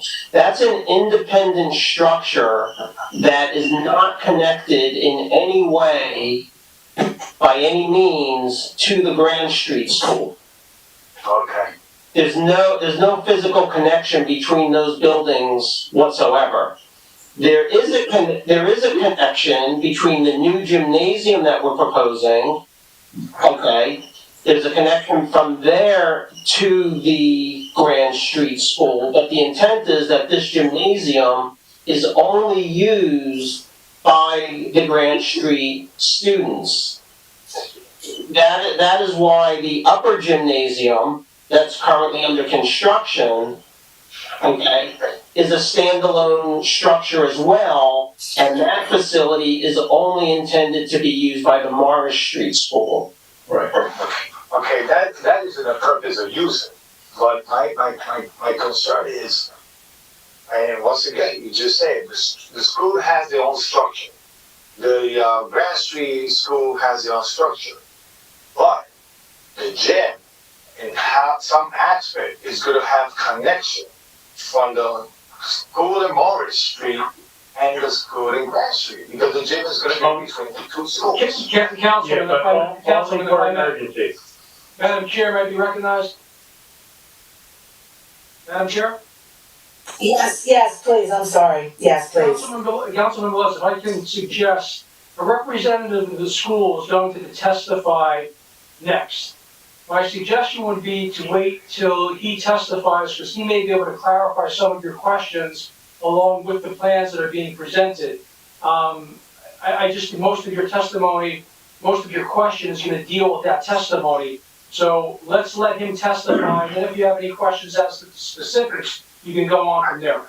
Actually, I probably understand what you're trying to say, Al, but if this was the case, that they wanted to put a new gym in the other side for the other school in Grand Street, I don't see the need to have it connected to the building that is nothing to do. Well, you may be very well right, and you're certainly entitled to your opinion, but without hearing from the representative of the school as to how it's actually going to function and what the logistics of it are, I think you're not hearing all of the testimony. You may very well have those same questions. You may very well have those same concerns. But I think that if we heard testimony from the representative of the school, it may clarify your questioning a little bit better. That's fair. I will raise my questions. I can't hear you. Well, I will wait to the other testimony from Ms. Huang. Thank you, Councilman. Okay, does anyone else have any questions? Any other commissioners? This is Commissioner Santana. Yes, Commissioner Santana, go right ahead. I see that you have lights on the very section of the parking, but parking overnight in that area over there, is there a way for you to include one more light over there? I'm sorry, Councilman, which area? Parking number 9. Parking number 9. Yes, it's all the way in the back. In that area. Oh, right where the cursor is? Yeah, I mean, I don't see any lights in that whole, Yeah, if you look just to the right of that, we'll point to the blue light on the wall. Right there, that's a light. That's a light that's coming off the wall of the building, so that'll light that whole area. All right, thank you. And one more question. So about let me see. You know where the trash? I think it says trash enclosure? Yes?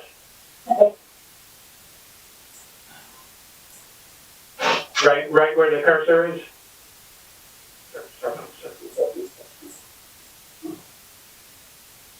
Did we lose Commissioner Yes. Santana? Okay, did we lose? I don't think so, but hold on a second, just to make sure that I didn't lose her completely. Commissioner Santana? Commissioner Santana? Okay, I'm gonna get her on the phone. In the meantime, please continue. Does anybody else have any questions? All right, since no one else has any other questions, I'm gonna wait for Ms. Santana, and then we'll hear from the last witness.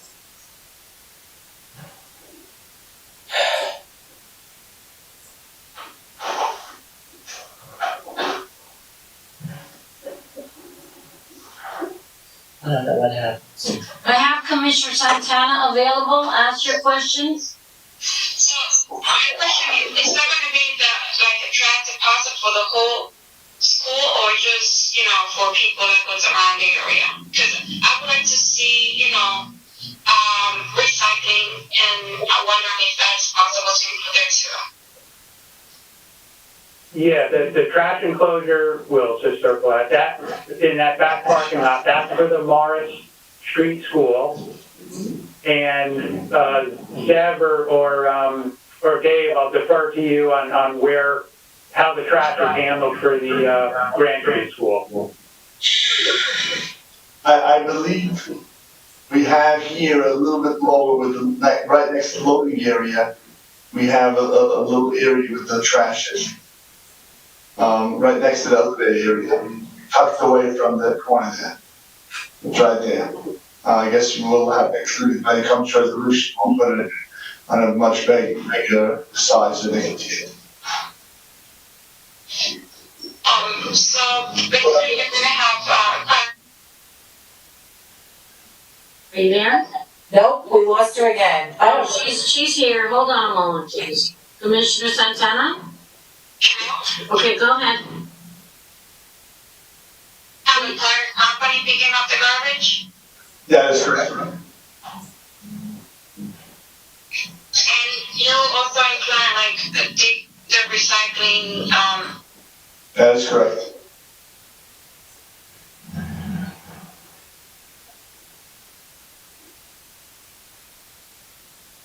Okay, did we lose Commissioner again?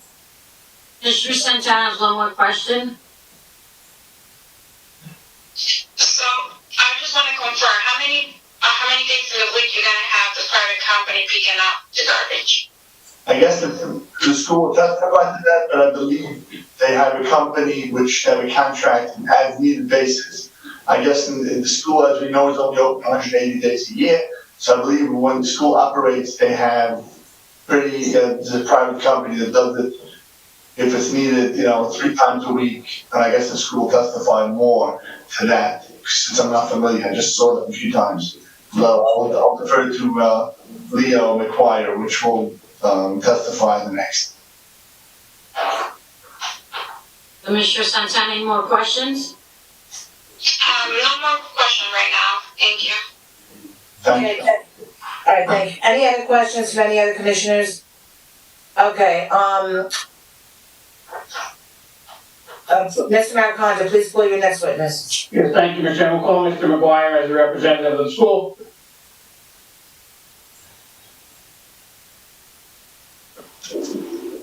Mr. McGuire? Please raise your right hand. Do you swear or affirm testimony you're about to give us the truth, the whole truth, and nothing but the truth? I swear. State your full name for the record. Leo McGuire, MCGUIRE, representing I Learn Schools, Inc. and Paterson Arts and Science Charter Schools. Thank you, Mr. McGuire. Mr. McGuire, obviously you've heard all the testimony this evening, all the dialogue and questions with the board.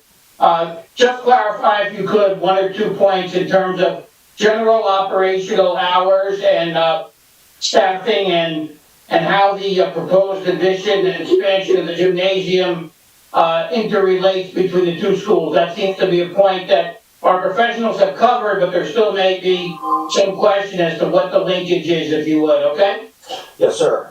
Thank you. I am the Director of Risk Management and Strategy for iLearn Schools. And thank you, commissioners and councilmen, for the time and effort you put into this application and to the safety and security of our 1,000 students. This is an interesting application because we have 2 schools within the same campus. It's kind of exciting because this whole area, as previously testified, is going to be an educational campus. We have the fantastic international school across the street. Paterson Arts and Science Charter School of 225 Grand currently exists. And now our friends, Mr. Garachi's school, community charter, has moved in a separate building next door. So since we have such a fantastic relationship with all of the schools and all of the personnel involved, we have already been successful with international charter and staggering the times of our when our school drop-offs are and our pickups are because of the exact issues that Councilman Velez has brought to your attention. Grand Street is a busy street. It absolutely is. And I'll get to his specific questions. I'll allow him to ask them specifically again about pickups and drop-offs in the front and the valet, you guys were calling it. But we are a charter school that is currently open. We're charter schools, as you know, are public schools. They're publicly funded, so we have some of the same obligations that our friends in the Paterson Public Schools have. We operate charter schools in Hudson Arts and Science, Paterson Arts and Science, Passaic Arts and Science, Bergen Arts and Science, and our newest campus is in the Bronx.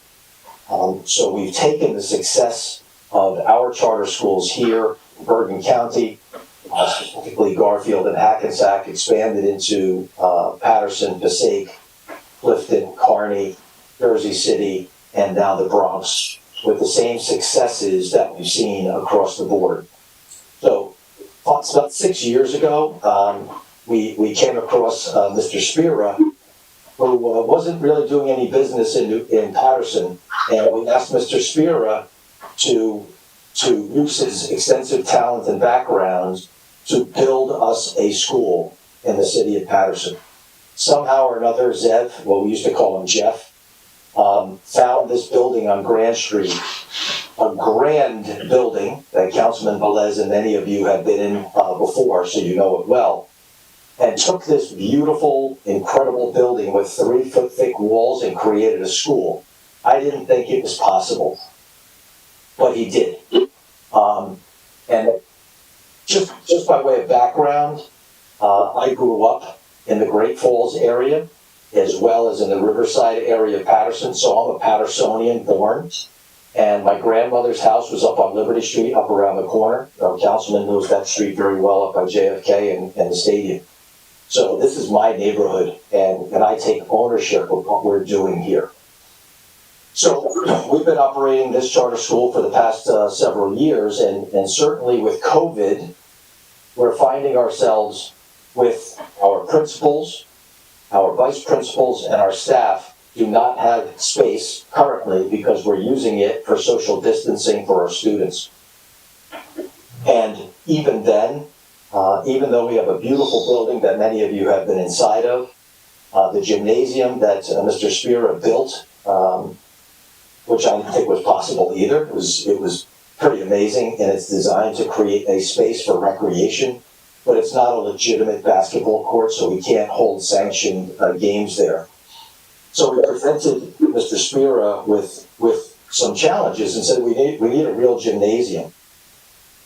And we had these conversations at the same time as Community Charter was having conversations with Mr. Spira. And over the past 5 years, we've experienced the difficulties of having commercial and industrial operations below our school and in the back of our school. And some of the issues with folks treating, and I call it the broken windows theory, when you have a decrepit looking property, bad stuff happens. So Mr. Spear has taken that to heart and through some difficulty in his revenue stream has evacuated those businesses and intending to create this amazing educational campus. So now we have an opportunity with our friends from Community Charter next door in a separate, distinctly separate, completely separate building, and the opportunity to have a real gymnasium for our students to recreate. And as you know, up until this week, there was no indoor sports activities allowed in the state of New Jersey. So here are our students that have chosen to come to our school will have the possibility of having an indoor gymnasium. Now, to the point of our gymnasium, and I'm going to say our, Paterson Arts and Science Charter School Gymnasium, that is depicted in orange, that will be connected to our existing building. It will become a part and parcel to Paterson Arts and Science Charter School. Personally, as someone with over 40 years of law enforcement experience, traffic, policing, running Bergen County as the sheriff, I would have the gymnasium no other way but connected to our building. Why? Because I don't want our students to walk across a parking lot to get into the gymnasium. So I was strong in my conviction that the gymnasium had to be connected to our building so that we can have the flow of students in and out of the building without having to have additional security, go out into the elements, worry about slipping and falling in the snow or what have you. So our intent for the use of the gymnasium is internal. And as has already been mentioned, if parents are going to come and watch a play or a basketball game, they will go through the same security protocols we did before on the Grant Street side, enter through the Grant Street side, be checked. Right now, everyone's getting temperature checked because we have very expensive thermal imaging cameras to check every student and every staff member that comes in the building. Visitors that come into our building, which has been reduced exponentially due to COVID, have to fill out a health check form to make sure that they're not contagious or have any symptoms, and then they also get a temperature check.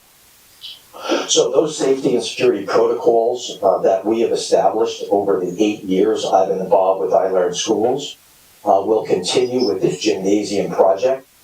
And the addition of the classrooms on the first floor are absolutely necessary for the proper flow and distancing that we need for our students. So that, I think, sums up the overall project, but to Councilman Velez's concerns, there will be two gymnasiums side by side.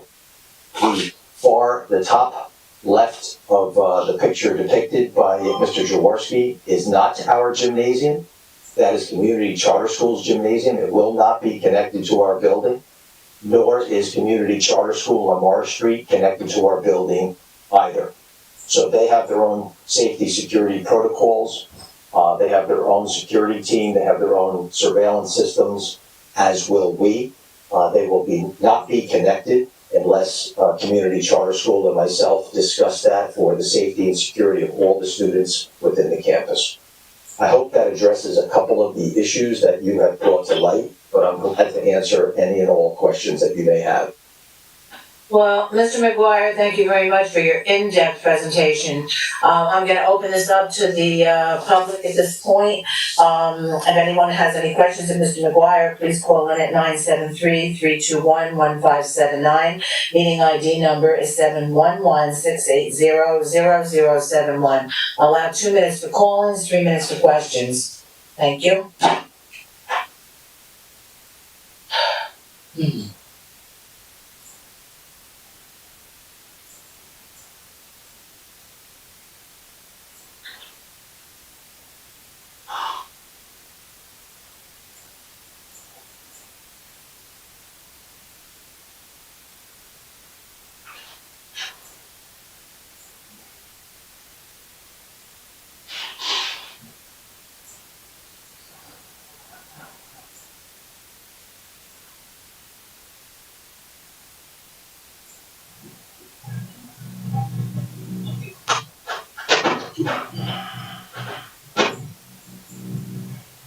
we have no callers at this time, but please give it another 30 seconds, please. Thank you.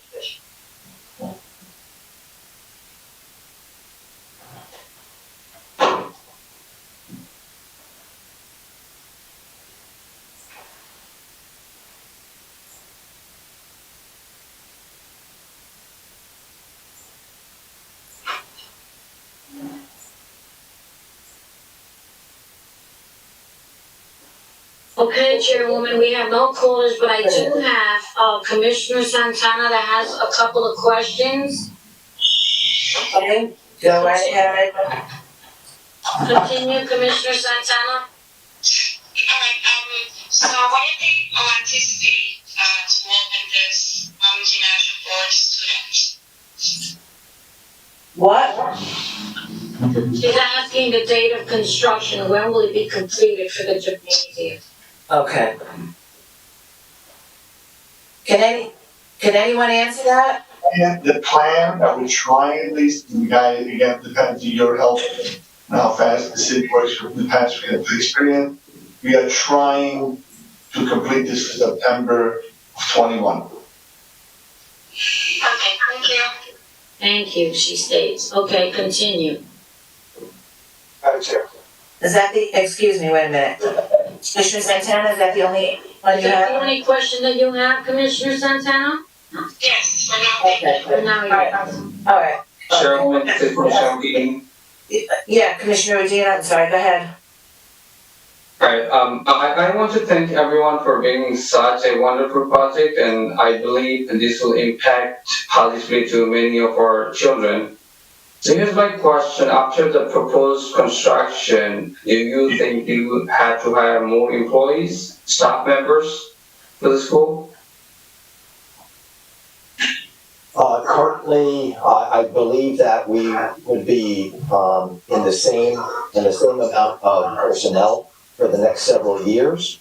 But in the long term, yes, we would need to hire additional personnel, additional teachers, additional classroom aides. The good part about that, Commissioner, is more jobs.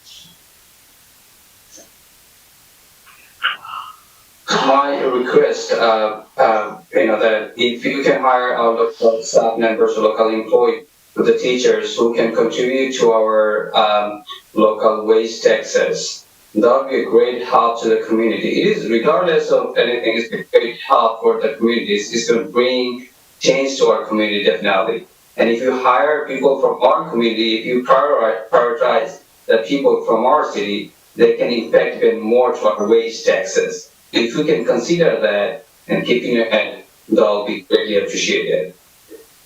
Commissioner, I 100% agree with you, and we would be very, very happy to talk about a program with our local colleges as well, to encourage folks from the neighborhood to get a teaching degree. I'm also on the board of Felician University, which has an educational program, and I teach a master's degree at Fairleigh Dickinson University, so I'm well acquainted with the college environment. And as a matter of fact, my eldest daughter, is one of our vice principals at our Kearney School.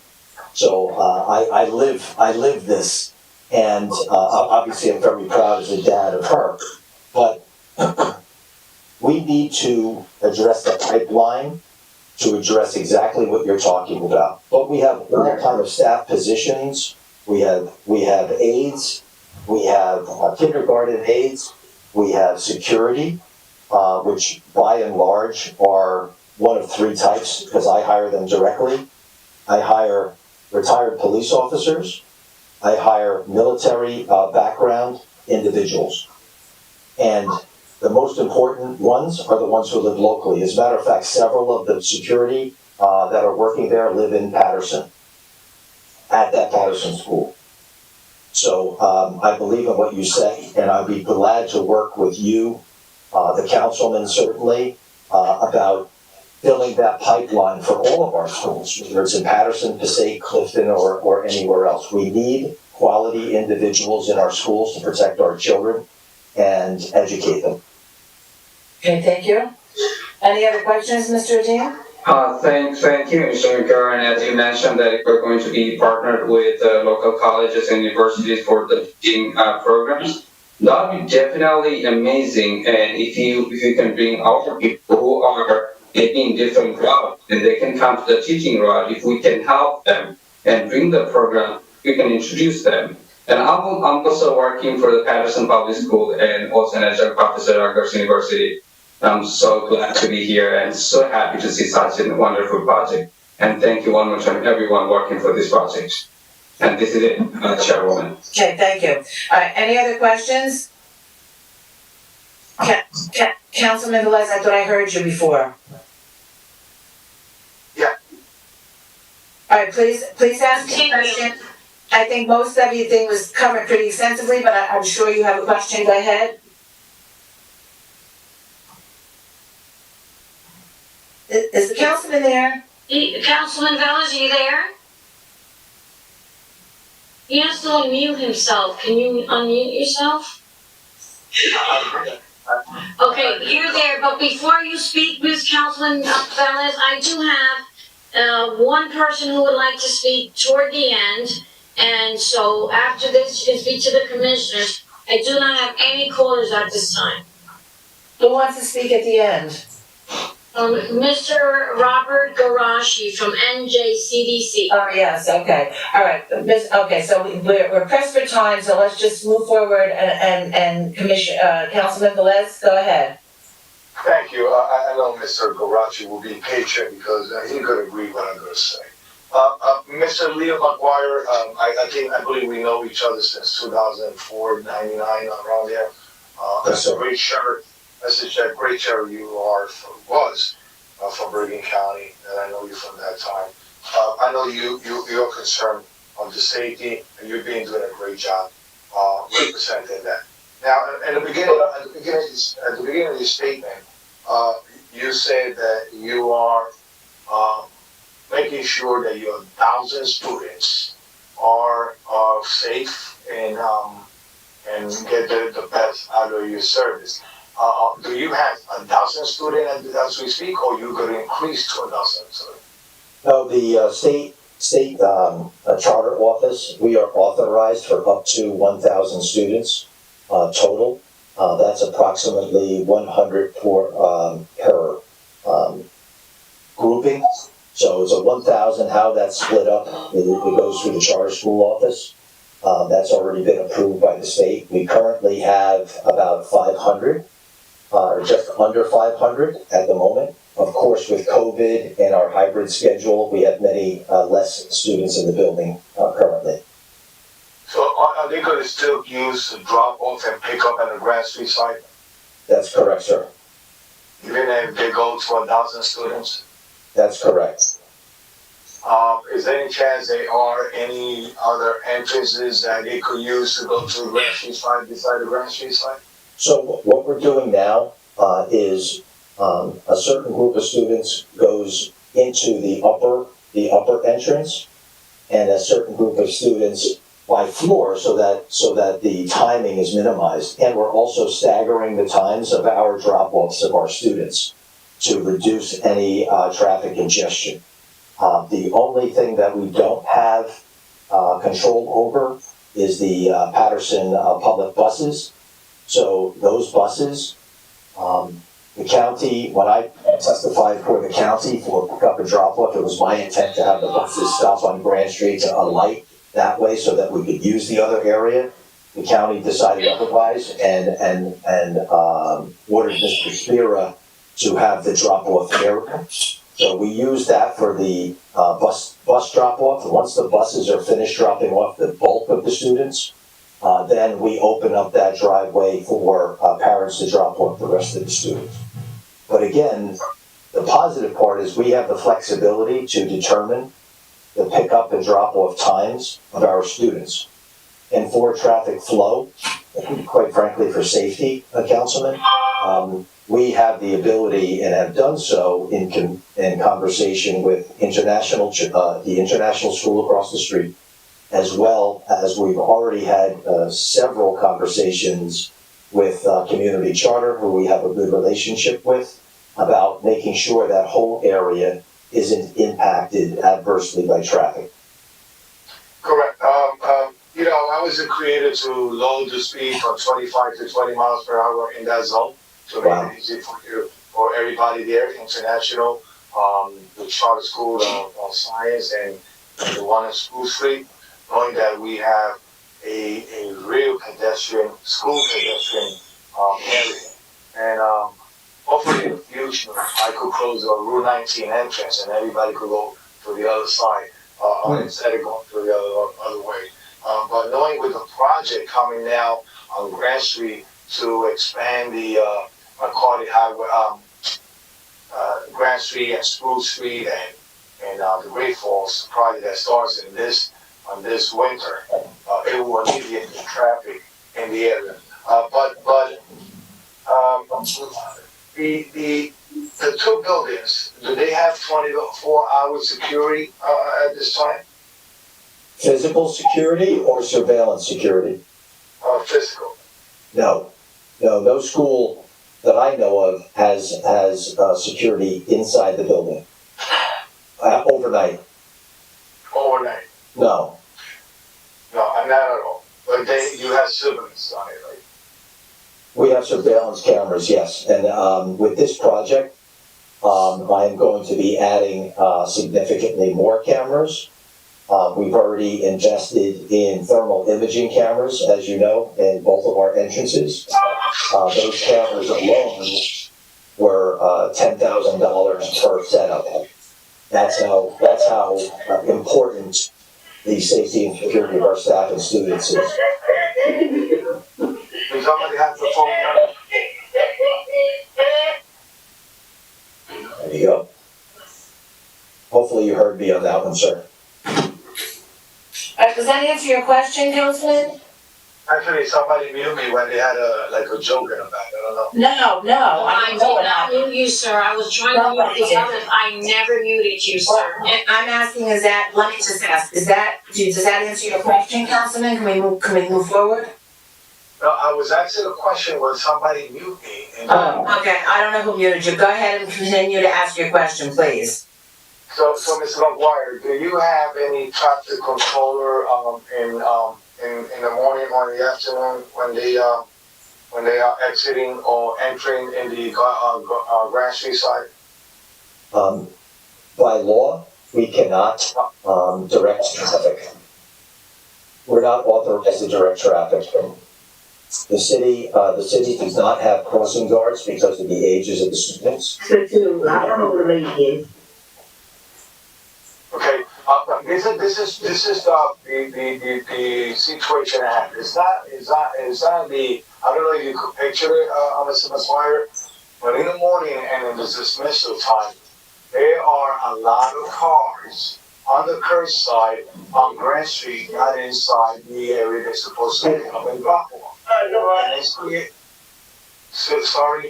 it's creating some kind of traffic hazard, traffic condition, or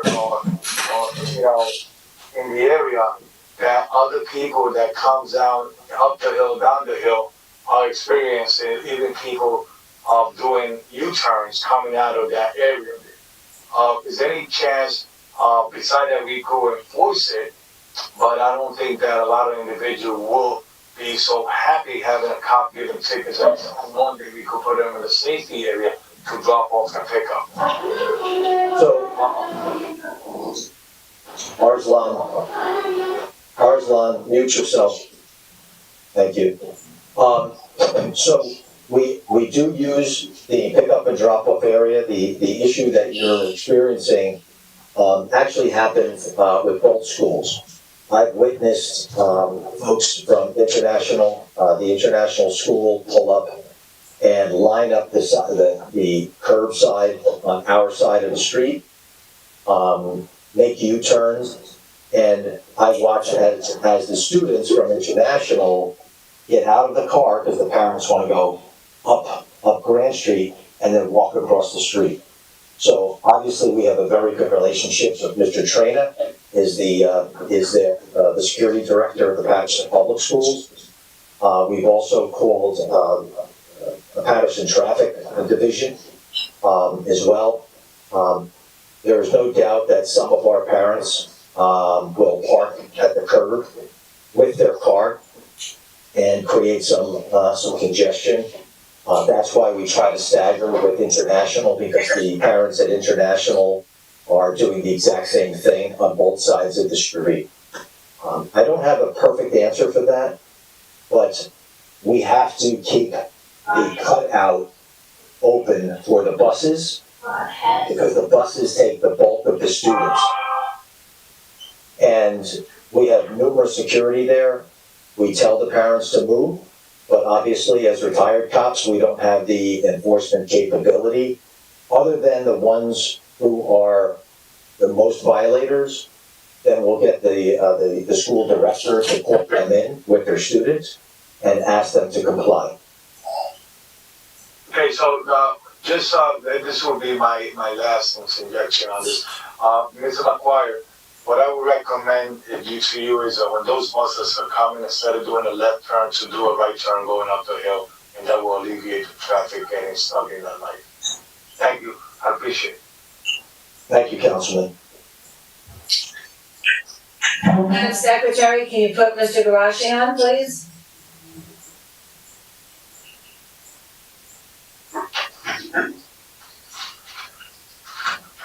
Madam Secretary? Okay.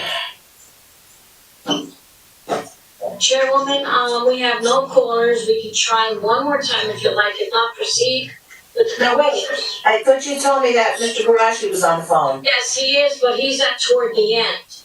Well, we are at the end. We are at the end. We are at the end. Can I include him in the meeting now? Yeah, bring him in. Yes. Thank you. Yeah. Mr. Robert Parashi from NJCDC, are you there, sir? I am. Can you hear me? Okay, yes, I do. Amalinda Lopez, will you please swear him in?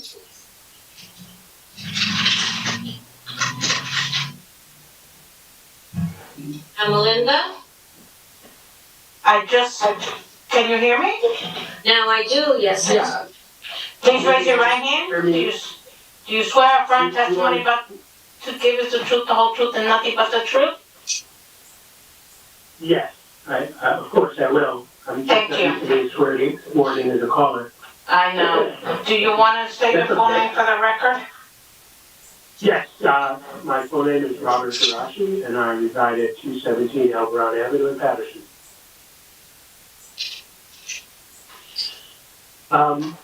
I just wanted to call in, and I largely wanted to corroborate a great deal of what Mr. McGuire has represented tonight. That as the founder of the Community Charter School of Paterson, my colleagues and I have had the opportunity to work very closely with Mr. McGuire and his colleagues at iLearn and Paterson Arts and Science Charter School.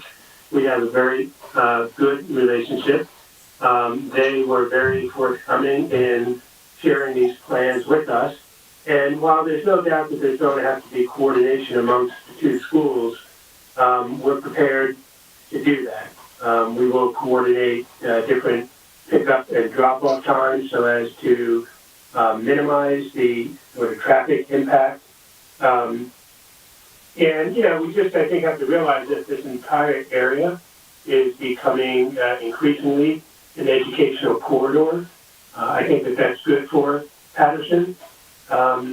Yes, it's going to be a very busy area, but it's a busy city. And so long as responsible parties like us work together to minimize impact, I think that this is going to be a good expansion. And so I just wanted to voice my support for what's being proposed. Thank you, Mr. Garashi. We really appreciate your comments. Thank you. Okay, thank you. Mr. Mariconda, please sum up. Mr. Mariconda? Oh, can you hear me? I'm sorry. Okay. Yes. To conclude our testimony, Madam Chair, I would just indicate that based upon the various witnesses you've heard this evening in support of this application, we feel very strongly that this is an extremely positive project. As I indicated in my opening, this is an educational complex that is growing and developing and contributing to the quality of life for more and more students every year. We strongly urge the board's consideration for a motion for approval. Thank you. Okay, thank you very much. Is there any commissioner that would like to make a motion on this application, please? Commissioner Dean. Yes, Commissioner Dean, please go right ahead. All right. On the application of 225 Grand Street LLC, Route 247, Howell, New Jersey, 07731, property address 183-229 Grand Street and 2-14 Morris Street, block 4802, lot 23, 24, and 25. I move that the Board of 20 prepare a resolution granting variances site plan approval subject to city engineer approval, Passaic County Planning Board approval, HAP soil conservation and Paterson Historic Preservation Commission approval to be considered at the board's earliest opportunity. Also, we must put a condition in there, Mr. Acquaviva, am I correct? We have to put a condition in there that whatever is discussed or recommended at the meeting of the Historic Preservation on Monday evening also would have to be adhered to. Yes, we'll add that as a condition, but we're also modifying the review to reflect that as well. Okay, all right, so do I have a second? A second. Second by Commissioner Brooks. Okay, roll call, please. I don't know, you heard me second. Oh, no, I couldn't hear you, I'm sorry, but anyway, I took Commissioner Brooks, I'm so sorry, didn't hear it. That's it. Okay, so roll call, please.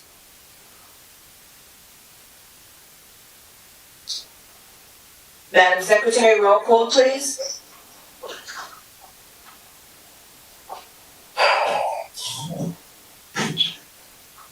Okay, I don't know what happened to Madam Secretary. Madam Chair, I can take the roll call if she. Okay, please. I'm here, excuse me. Oh. Sorry. What I wanted to mention that you can have two people voting as a second. All right, then add okay, that's great, then add Councilman Velez as a second. Yes.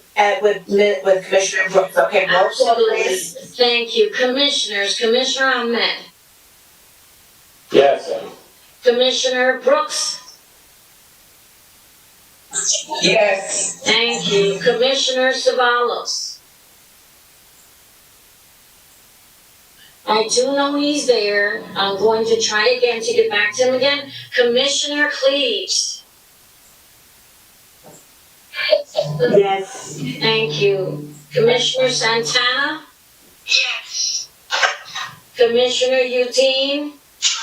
Absolutely, yes. Commissioner Cook. Yes. Commissioner Councilman Velez.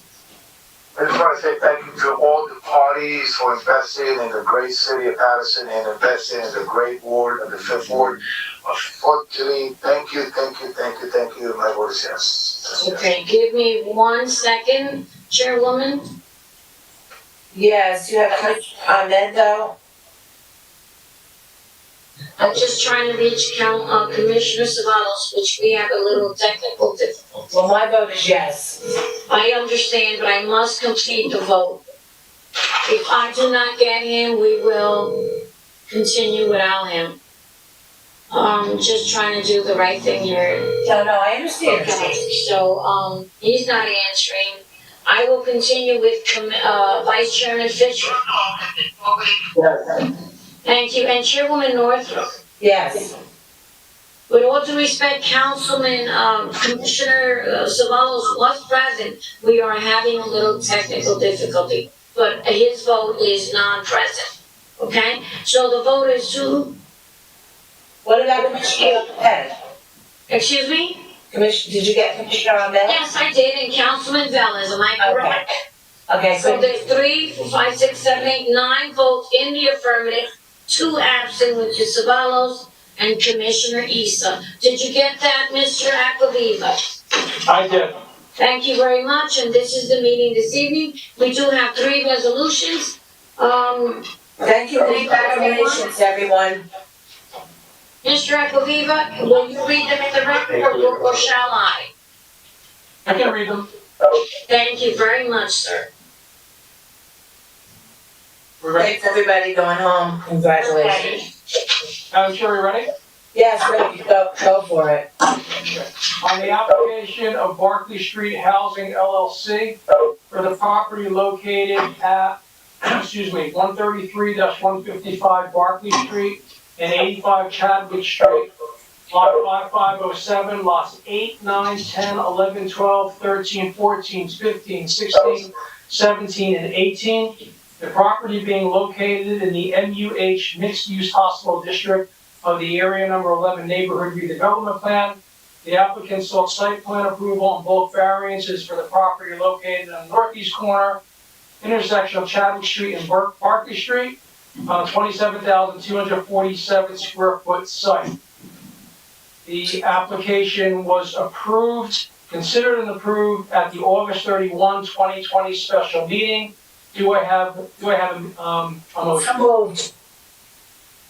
Do I have a second? Second. What was that? Can I ask you the first, please? Thank you. I was the first. I think I heard Commissioner Cook second, or was it Fisher? It was actually Cook and Santana. Okay, so I did it Am I first. correct? Okay, that's fine. Thank you. Commissioners, with your respect, Chairwoman, may I come for the vote, please? Yes, please. Thank you. Commissioners, Commissioner Ahmed, Yes. Commissioner Brooks, Yes. thank you. Commissioner Zavalos, oh, I know he's there, okay, Commissioner Cleves, Microphone is on. Commissioner Cleves, Yes. thank you. Commissioner Santana.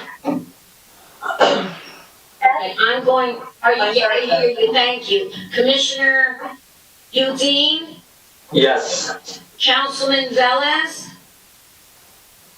Yes. thank you, and Chairwoman Northrop, Yes. thank you. On the application of JCM Investors 1012 LLC for the property located at 204-210 Rosa Parks Boulevard, block 3501, lots 19 and 20. The property being located in the C1 Neighborhood Commercial District of the Fourth Ward Redevelopment Plan. The applicant sought site plan approval and both variance to demolish an existing structure on both lots and construct a 19-unit residential and commercial 3-story mixed-use building on the 9,550 square foot parcel. The board considered and approved this application at a September 14, 2020 special meeting. Do I have a motion? So moved. So moved by Commissioner Brooks. Second. Second by Commissioner Santana. Roll call, please. Thank you. Commissioners, Commissioner Ahmed, Yes. Commissioner Brooks, Yes. Commissioner Zavalos, having difficulty, but he is present. Commissioner Cleves, Yes. thank you. Commissioner Santana, Yes. Commissioner Udine, Yes. Commissioner Cook, Yes. Vice Chairman Fisher, Yes. and Chairwoman Northrop. Yes. Thank you very much. On the application of JCM Investors 1012 LLC for the property located at 175 Godwin Avenue, block 306, lot 36. The property being located in the RA2 zone of the Fourth Ward Redevelopment Plan. The applicant sought site plan approval on both variances to construct a new 3-story residential building with a total of 5 units. The board considered and approved this application at a September 2nd, 2020 special meeting. Do I have a motion? So moved. Second. Second by Commissioner Brooks. Commissioner Brooks cannot vote, neither can Commissioner Cleves. They voted in the they voted no, so they Okay, so cannot vote. so I made the motion. Who's gonna give me a second? Commissioner Fisher, Santana, or Commissioner Udine? Second, Commissioner Dean. Thank you, Commissioner Udine. Vote is as follows. Commissioner Santana. Can I ask a quick question? That was the one that I was saying? No, this is not the one. You voted yes. Okay.